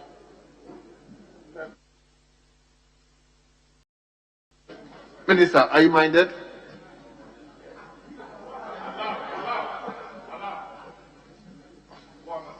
Okay. Member for. Mr. Speaker, may I refer you to 7B and J. J talks about a supplementary question shall be subject to the same rules of order as the original question. And B, a question shall not contain any argument, expression of opinion, inferences, imputation, epithets, or controversial or ironical or offensive expressions or hypothetical cases. The question he's asking is a bit hypothetical, and I don't think it satisfies the rules, and for which you must admit it. I don't think so. Honourable Minister, are you minded to answer? You have to come back, fine. But if you are minded to answer, you are obliged. Mr. Speaker, thank you very much. I think for most of us, we know that GRA has maybe about 6,000 employees and another 5,000 or so NAPCO employees. And so begin to suggest that some consultants have taken over 12,000 is not where we are at. Okay? And therefore, we should be clear on what it is that we want to know. Certainly when I get in as the Minister of Finance and I bring X people, it doesn't mean I've taken over the 600 people who work in the ministry. And those are just simple arithmetic numbers. And so the question and the answer is no. Let me now come to leadership. Yes, Honourable Minority Chief Whip. Thank you, Mr. Speaker. Mr. Speaker, I just want to find out from the Minister that based on the contract that was signed with Mackenzie, will he say that their operations and the target set for them was met during the period in question? Yes, Honorable Minister. Mr. Speaker, thank you very much for that question. As I mentioned, there was a change in management, and therefore a new contract was negotiated, which presupposes to me that interim period, they felt that they had adequate returns for the work done, and therefore to continue to extend it. I don't think I can be prejudging all of that, and I'm looking forward to a more engaged, spirited new direction for that to occur. So we continue to monitor and evaluate, and I'm sure in the end success would come to the Republic. Thank you.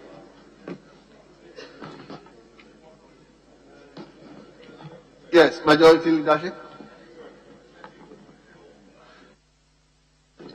Then on that note, Honorable Minister for Finance, we are so grateful to you for attending upon the House to answer questions from members. We are so grateful to you. So you are hereby discharged.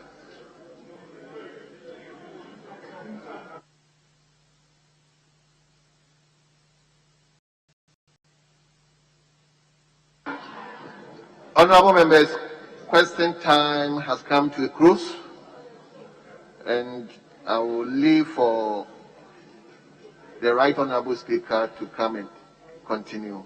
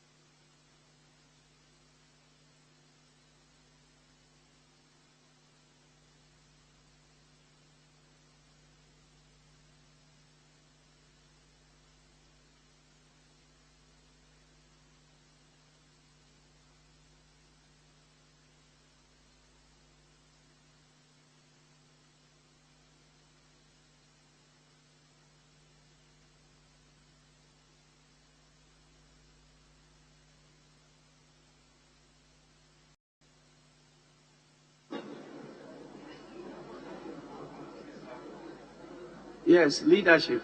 Any guidance?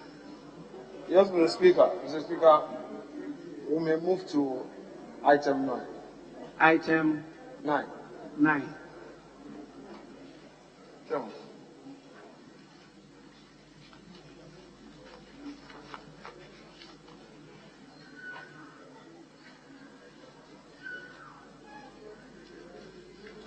Honorable members, item 9 at page 4 of the order paper.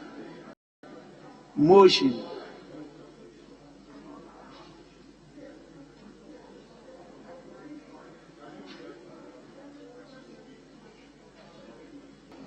Thank you, Mr. Speaker. Mr. Speaker, I rise to move the procedural motion numbered 9 on... Sorry, Minority Leader, why are you on your feet? Sorry.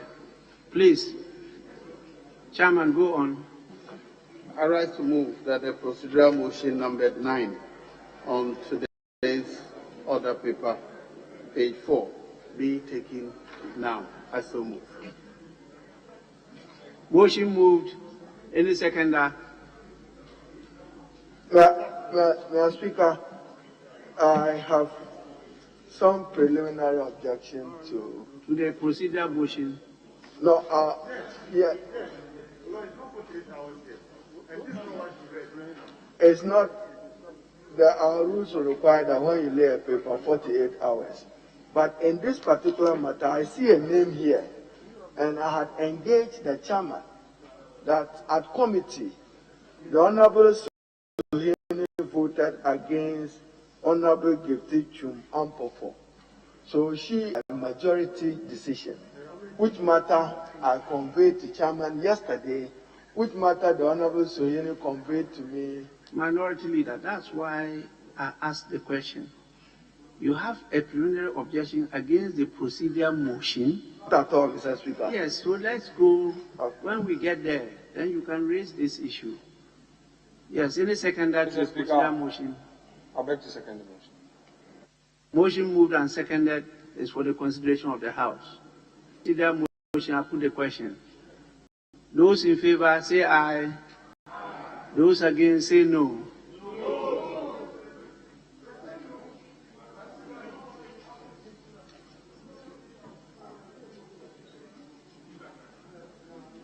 I put the question again.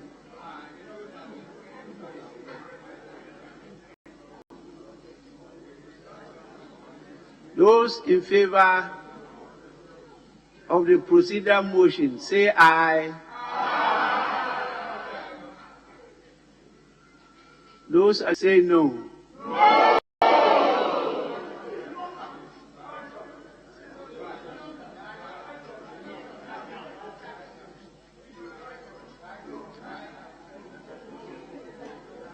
I think the noes have it.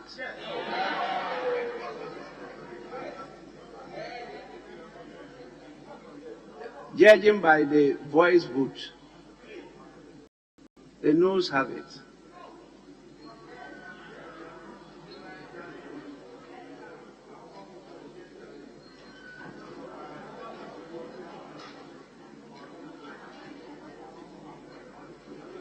Honorable members,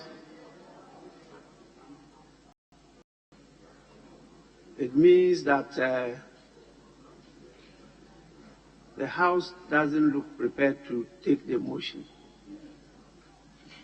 I think leadership will have to do your work. Yes, Chief Whip. Speaker,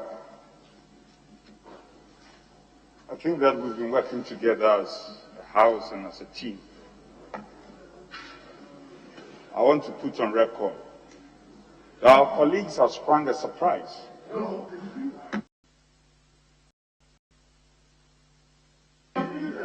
Our colleagues have sprung a surprise, and it is not good for consensus building.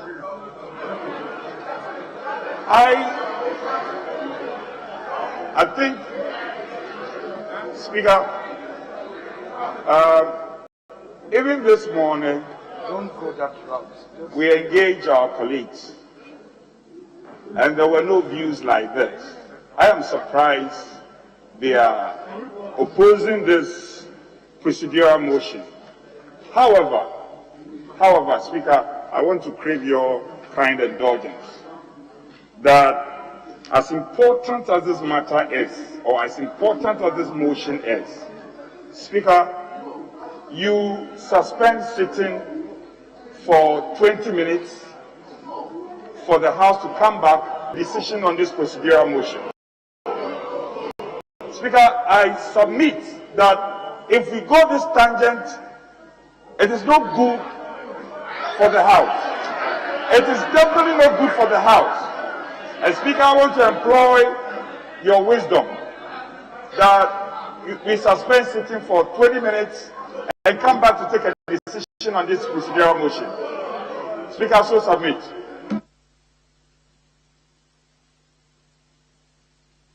Minority Chief Whip. Thank you very much, Mr. Speaker. Mr. Speaker, I'm surprised my colleague, the Majority Whip, is rather accusing us of. In actual sense, Mr. Speaker, it is they who were pulling a surprise on us. So, Mr. Speaker, this is a report that the first draft was given to the minority leader. He went through by the first deputy speaker. He went through, he drew the chairman's attention of our concern. And he did not tell him that I cannot take your concern on board. He never told him that. So the understanding of the minority leader was that those concerns were taken care of. And the final report had not been shown to the minority leader, only to get to the floor of the House. And then the concerns that were raised were not taken care of. And now the first deputy speaker is now giving explanation why he did not take those concerns on. Who is putting a surprise on the other? It is you, because already the report, because of the consensus, that was why we were willing to stand down the 48 hours, because you are supposed to distribute this, read it, be confident with the content of it before we take it. But because the assumption was that the concerns had been relayed by the minority leader and it's been taken care of, and therefore the assumption was that we do not need to drag it further, but allow it to go. Now you are insisting on your pound of flesh.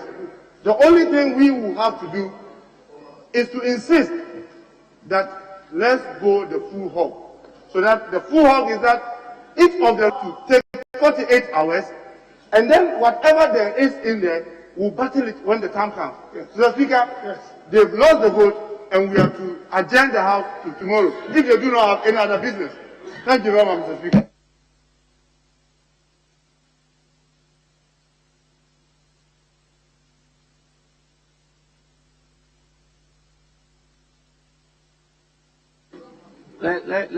Let's listen to the first deputy speaker, the chairman of the committee, because some statements have been made by the minority chief whip. It's proper I give him the opportunity. Minority chief whip. It's proper I give him the opportunity. After that, I'll come to you, minority leader. Yes, please. Thank you, Mr. Speaker. Mr. Speaker, first, I'm hearing that apparently I have changed the report from the discussion so far. The report was presented, a copy was presented to the minority leader, a copy was presented to me. Apart from making corrections and sometimes making a little changes to the expressions, I have not added or subtracted anything. This is the entire report given me by the Secretariat. If there was no name in it, I couldn't have added to that, because I can't just add the name without the rest of the sequences and things would have changed. It's not practicable. If he overlooked something, he may say so. Mr. Speaker, this is what happened.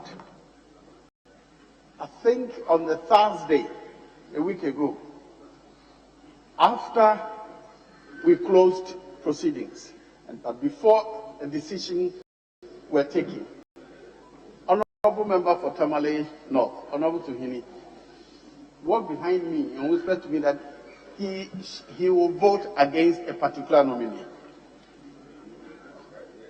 Right. Mr. Speaker, at the time of taking the decision, the Honorable Member was not present and did not take part in the vote. Nobody else raised the issue that this particular person has mandated me to vote against or not. Mr. Speaker, I think the rule is the decision is taken by members present and voting. What they are suggesting to me that because he told me he will not vote, he will vote against a particular nominee, probably I should have voted on his behalf.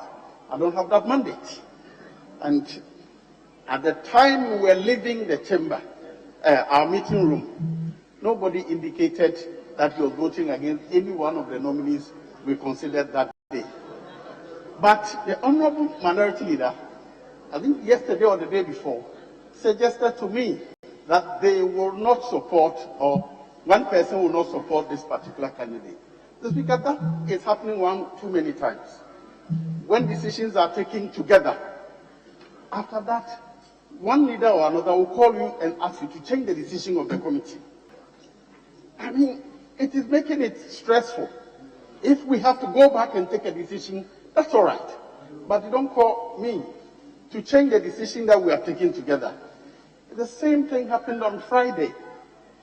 On Thursday, when we were closing, we met with all the members present, and we considered whether we should continue the vetting or not. The minority leader and the chief whip were not present, but other members of the committee were present. And we all, each one of us, agreed that we will continue on Friday. Subsequently, after we have ended proceedings, around 7 p.m., that the minority leader said, he told me that we should not sit. I said, the committee had decided that we will continue. And because of that, they are raising issue that we have done that behind their back. This, Mr. Speaker, is the issue. That when a member is not present and voting, expected that the decision he communicated to me in private, I don't know whether I have the mandate to vote for the person or the mandate to vote on his behalf. So because that is the issue. I have not touched any part of the report. If the name was there, it was there from the beginning. The clerks will verify that I have not added a single page to what they presented to the two of us. Thank you, Mr. Speaker. Minority Leader. Mr. Speaker, we have been very, very cooperative and very, very supportive. And the chairman of the committee knows that. Even at times, we will help him form a quorum. You can check the record. And Mr. Speaker, the honorable member for Tamale North, I sit very closely to him, walked to the two of us, and said that I'm voting against Honorable Gifty Chum Ampofo, but I'm stepping out to have food. He said it to me and him. He did. It is not outside. We're still in the room when the Honorable Suhini walked to the two of us and said that he will be voting against the Deputy Minister Designate for Education. So I just sought to ask from him, Honorable Suhini, why? I asked him why. Then he gave an explanation. Mr. Speaker, yesterday, yes, it's true, drafts are normally given to the chairman and probably me. I have requested the clerk of the committee to come into this room because normally my pen, table you are here, my pen, I have a funny way of correcting it. So when I read it, I singled out Gifty Chum, approval by consensus, and said substitute it for majority. When the honorable clerk of the committee comes, I'll let her show it to you openly. But I walked to the first deputy speaker to engage him that does he remember that Honorable Suhini indicated to him that he'll be voting against that honorable member. And Mr. Speaker, he assured me that he will take that on board. This is what I know. This is what I know. Yesterday I walked to you. Yesterday I knew. On this matter, and Mr. Speaker, let me add, there should no. I walk to you. Then, Mr. Speaker, second, let me put it in context. Then it means that even me, Haruna, I didn't vote on this matter because, Mr. Speaker, as you may recall, is the day you needed myself and the Honorable Whip to accompany you to the National Chief Imam. That is when Honorable Suhini, so we stepped out. So there is no matter. The Honorable Suhini raised an objection that I'm voting against her for the record. Mr. Speaker, I'm waiting for the clerk to come. I corrected two things in the record. Improvement and increases in accident. I've asked the table to bring her. So this should not change. Then second, Mr. Speaker, our chairman has spoken to it. Once we join you to the National Chief Imam, He engaged with the committee and they agreed to sit the next day, Friday. And Mr. Speaker, again for the record, I was the first to tell the chairman of the committee that you are contemplating that Parliament may not sit that particular day because you wanted us to support the tree planting exercise. I further informed him that you and the majority leader have indicated to me that even a night before the population census, you probably will give us a break. Then he, the chairman, turned to me and said that he was not in the know. So I said, so when you consult further, let's engage. After his consultation, he's not come back to me. So when he said, when I heard that they were going to sit on Friday, I then instructed the whip to reach out to him that, look, he should schedule it to Monday, even if it means taking 5-5. But he insisted that because they have taken a decision, which decision was taken in the absence of leadership, that cannot be fair. Committee meeting, so when I go to the committee meeting and there's a quorum, I should proceed that we have a quorum. Is that what you want? So he's here. Split head. The Honorable Suhili walked to me and you and said, I'm voting against Gifty Chum. Yesterday, Mr. Speaker, and I want the clerk to be summoned to your office to bring my corrected record, because normally I write with a different pen. I circled Gifty Chum, said delete consensus as part of my correction. There was another correction where they said increase in accidents. Then I said remove increase for improvement. I want that record to be brought to you. So, Mr. Speaker, this matter should not spill our heads. No, but the welfare deputy, I walked to you yesterday. I walked to you and said, can you look at this Gifty Chum thing and let it be a majority decision? The Honorable Suhili feels strongly about it. Then you schedule a meeting on Friday if you have a quorum. Okay, you have a quorum. No problem, we'll work with quorum. So, Mr. Speaker, ordinarily, I don't see why this matters. We've been very cooperative, and you know that. You know that. So are you saying that even me, I didn't take a vote on Gifty Chum? Because I was sitting with you when he walked to tell us. Anyway. But Mr. Speaker, for my integrity, I insist that the clerk to the committee brings my corrected notes on what was given to me. Even, I'll add, Tampuli's name was spelled Mano Sulemana. I'll still remember, in the draft given to me. So I told the nominee that, go back to his CV. I know that a third name is, that is also in what I reviewed yesterday. Then one of the nominees, who has been deputy minister, it was not captured. So you see my note again. That she said, Honorable, my colleague, I'll get a name. No, I want to correct call the name correctly.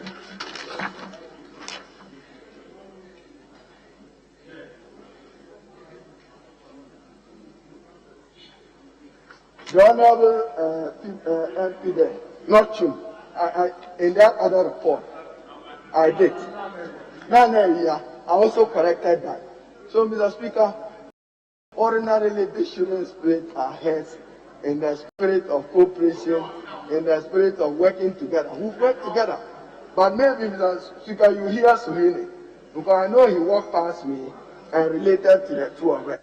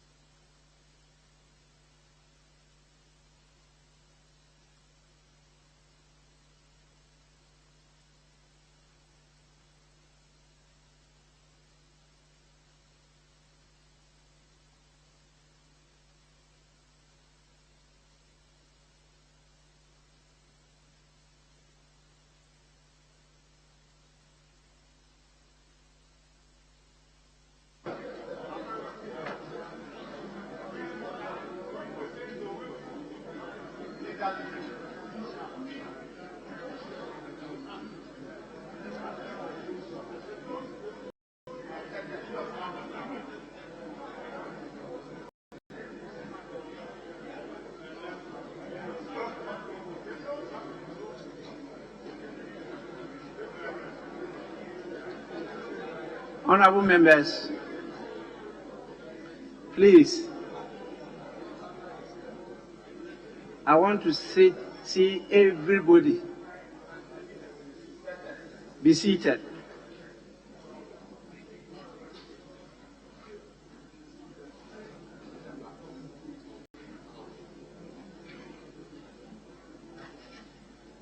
I repeat,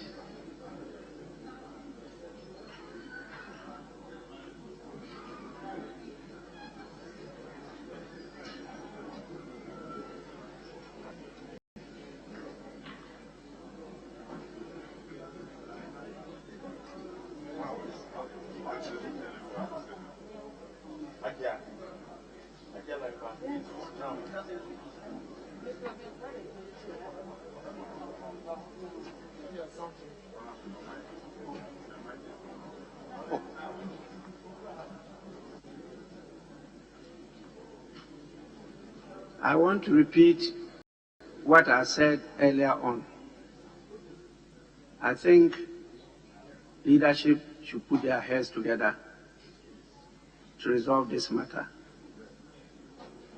I will not allow any more washing of dirty linen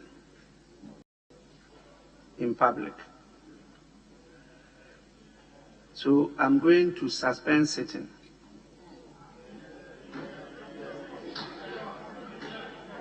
For leadership to put their heads together and come back with a solution.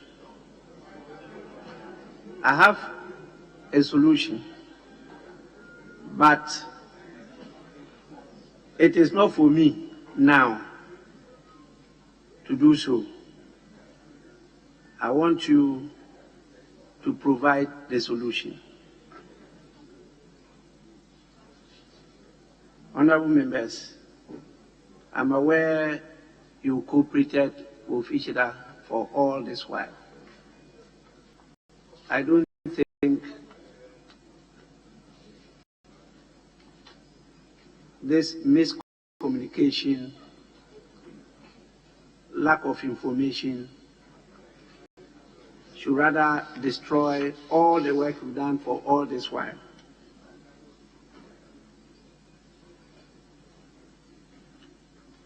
Always remember, it must be peace without victory. It must be peace without victory. And only peace between equals can last.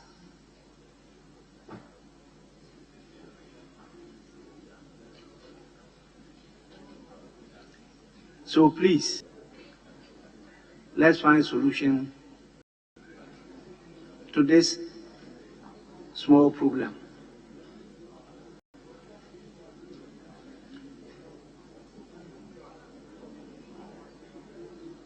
I hope I have the House with me.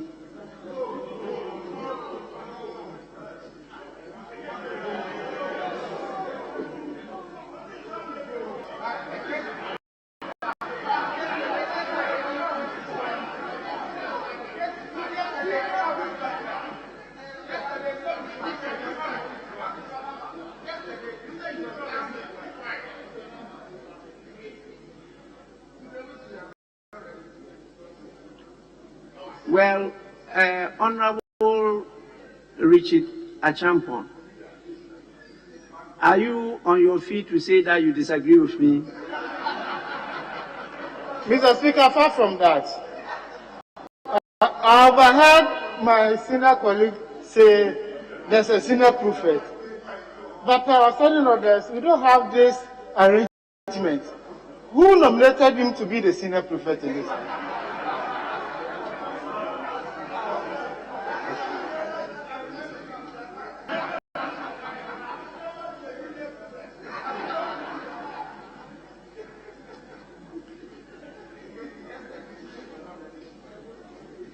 Yes. So how many minutes suspension?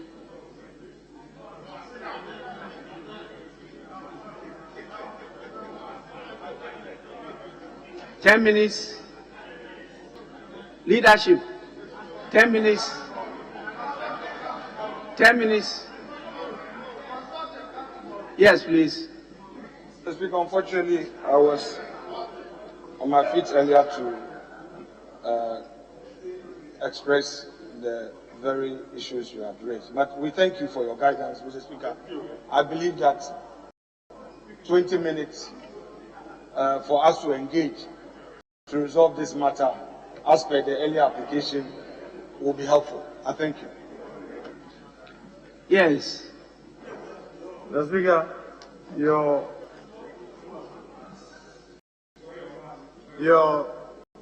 indications obviously are in the best interest of the House.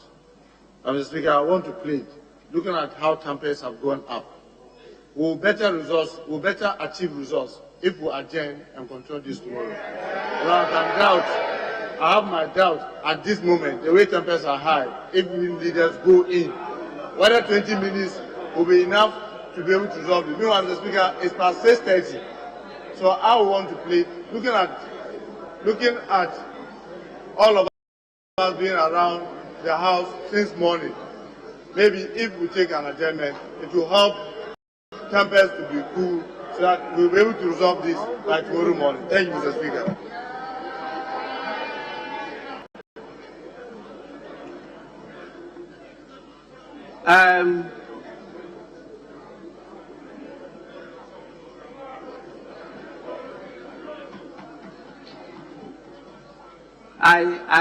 I did not hear you well.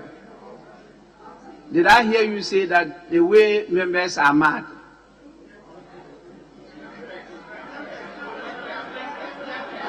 Speaker, I was talking about tempers. Tempers?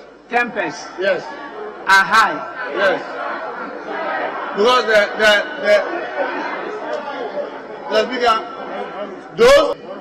the discussions are so angry.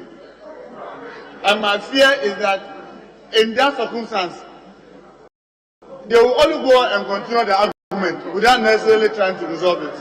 I believe by tomorrow morning, it will have allowed everybody some reflection to be able to work out. Mr. Speaker, I mean, I am going without to put wanting the to question. talk, Mr. Speaker, I am going to put the question. like you yourself said, a lot have been sacrificed to come this far. A lot, especially from this side of the House. A lot have been sacrificed to come this far in terms of cooperation. And all our colleagues on the appointment to do that. So when it comes to a point where we needed to see eye to eye with each other, and then that's when we are trying to bring technicalities, then you break confidence, you break trust, and it will be difficult, Mr. Speaker, under these circumstances, for us to say we are going to sit in 10 minutes and be able to talk about this. I'm really very sorry, Mr. Speaker, but this is the reality. Thank you very much. Honorable members, I believe strongly that in the middle of difficulty, opportunity. I believe strongly. In fact, not just one opportunity, many opportunities. So my advice is not to permit you to continue. If you say that your preference is not for a suspension, but for an adjournment, I'll put the question. Because I see one side of the House wants a suspension. Another side wants an adjournment. The question will have to be taken.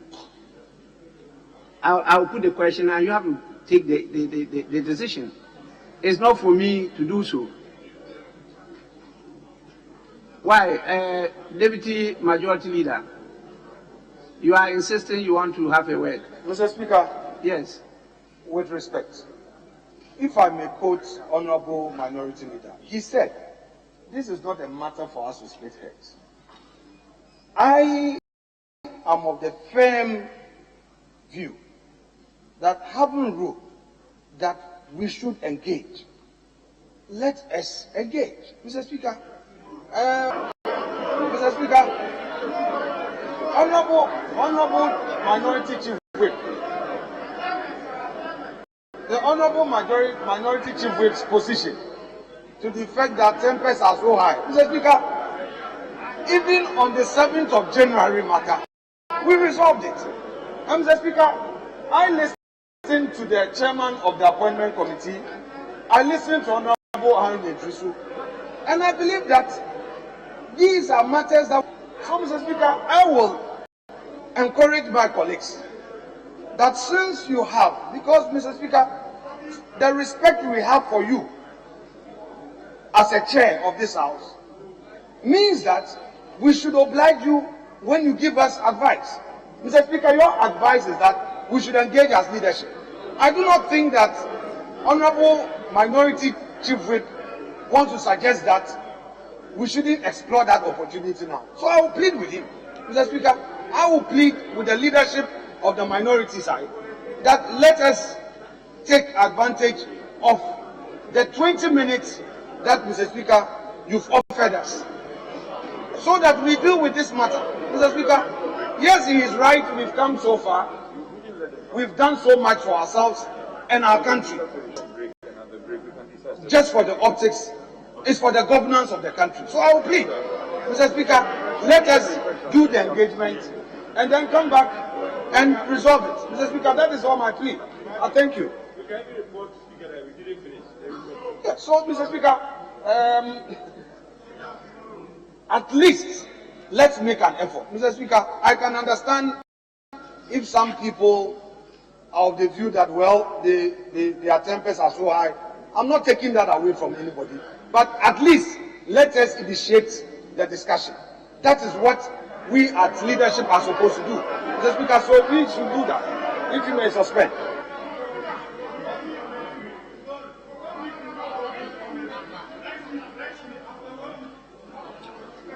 Those in favor of adjournment, say aye.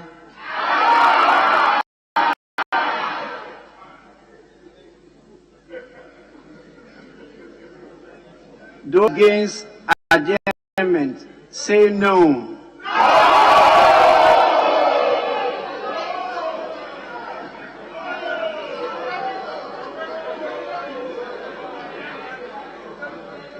Honorable members, we have to have a head count.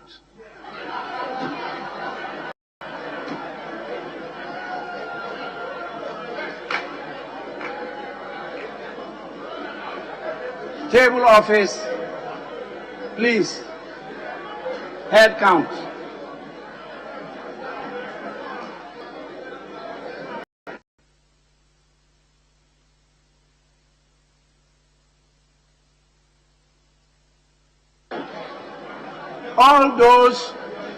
All those who are against adjournment stand out to be counted.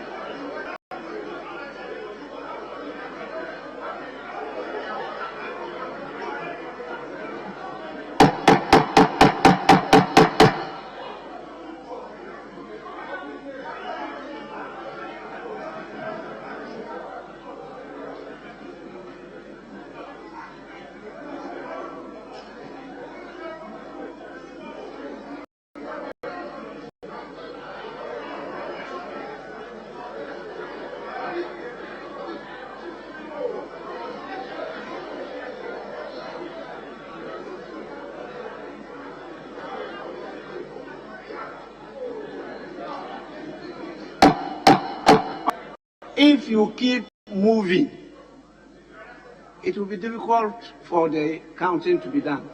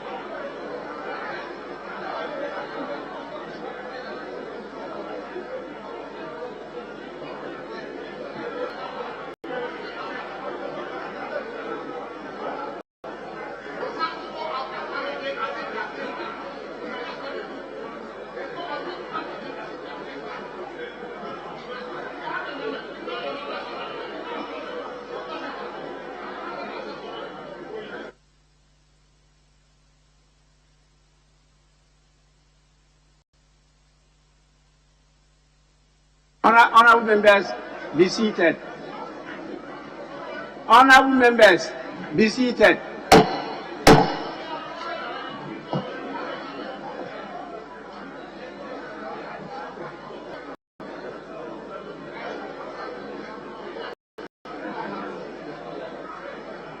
You can't tell me.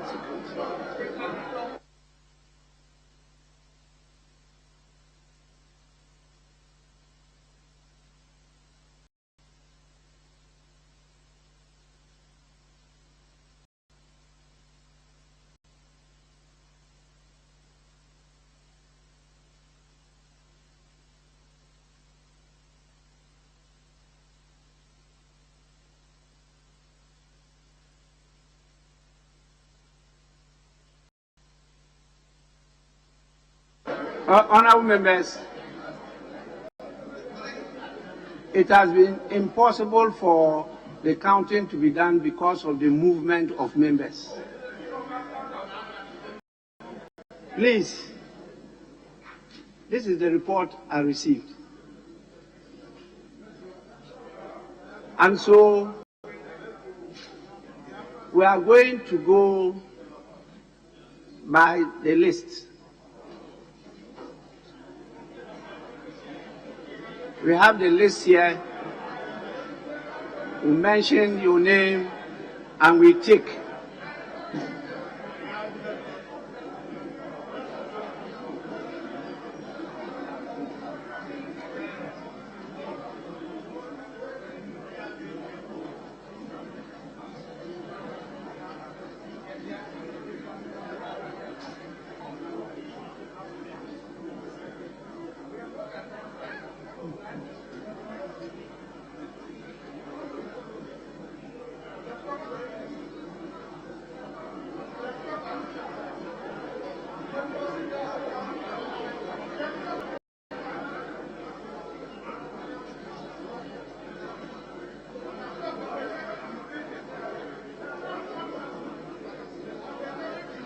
Honorable members, please,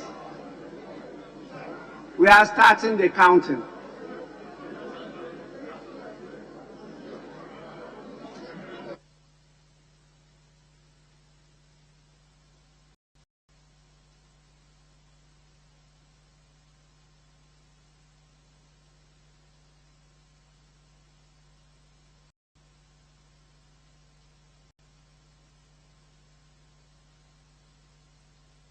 Yes, Deputy Majority Leader.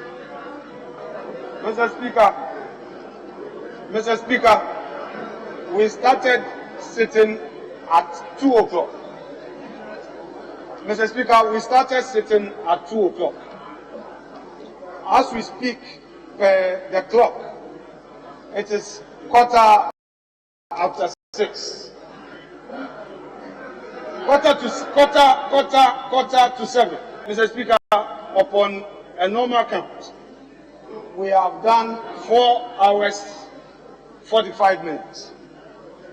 Mr. Speaker, simply put, at this juncture, per our rules, we are in your hands. Mr. Speaker, we are in your hands. Mr. Speaker, it is not our vote, it is not our motion. Mr. Speaker, at this moment, we are entirely in your hands by the rules. If we start, it doesn't take. So, Mr. Speaker, the discretion, Mr. Speaker, is entirely in your hands. Mr. Speaker, that notwithstanding, we on the majority side are willing to engage our colleagues on the minority side in respect of your earlier decision. And Mr. Speaker, since Honorable Haruna Idrisu is of the view that heads, Mr.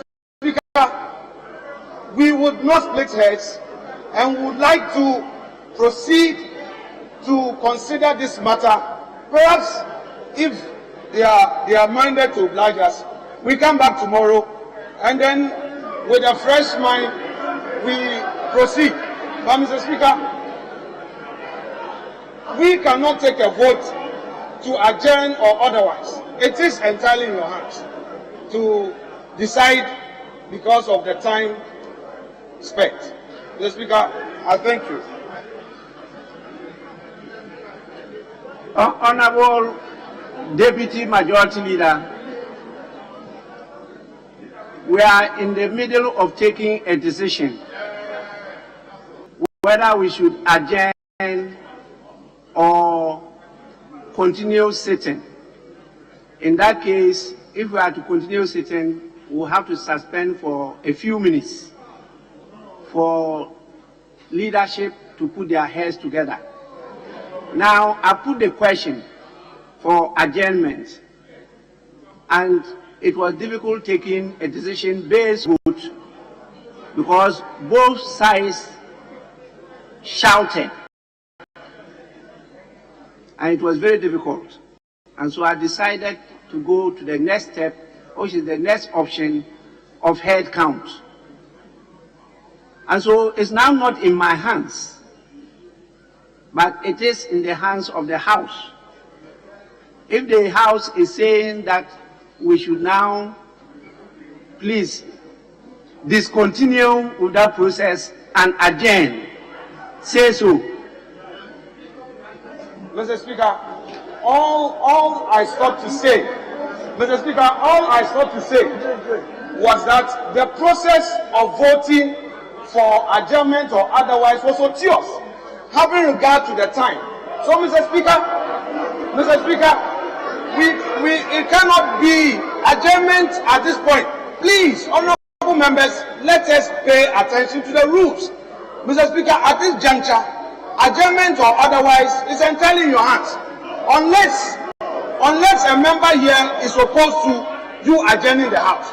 So, Mr. Speaker, I would plead with you to, Mr. Speaker, I will plead with you to exercise that discretion.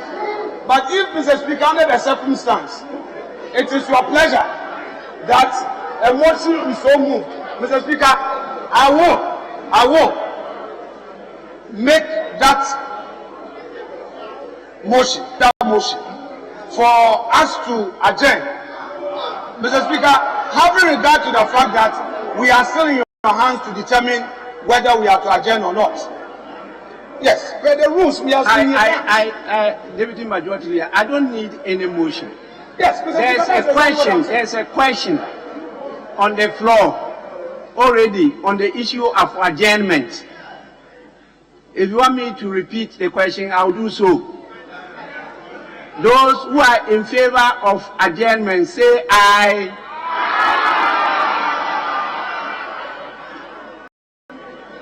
Those against adjournment say no.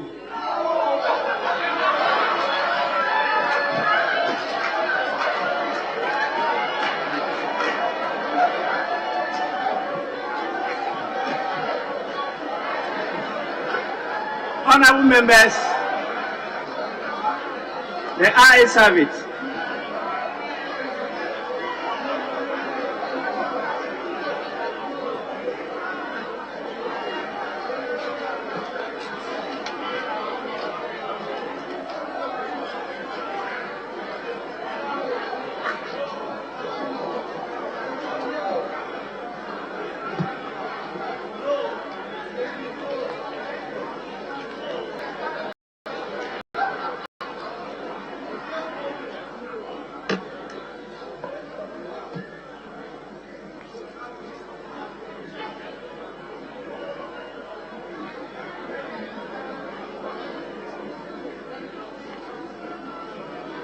I want to once again urge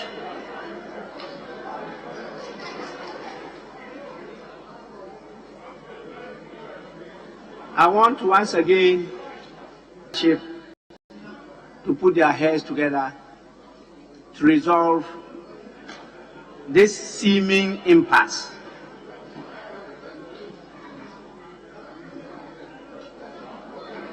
We have gone far with consensus building. Let's don't allow this small matter to mar all what we have achieved.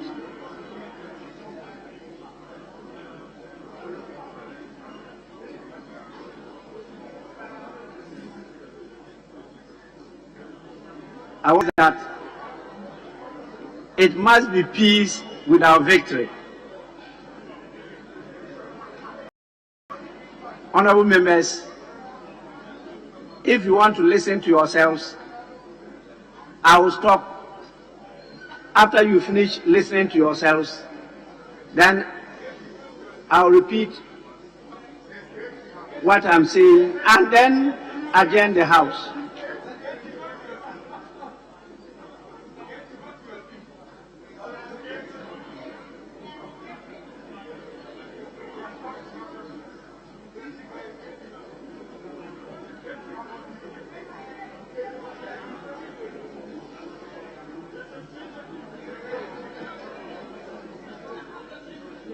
Honorable members,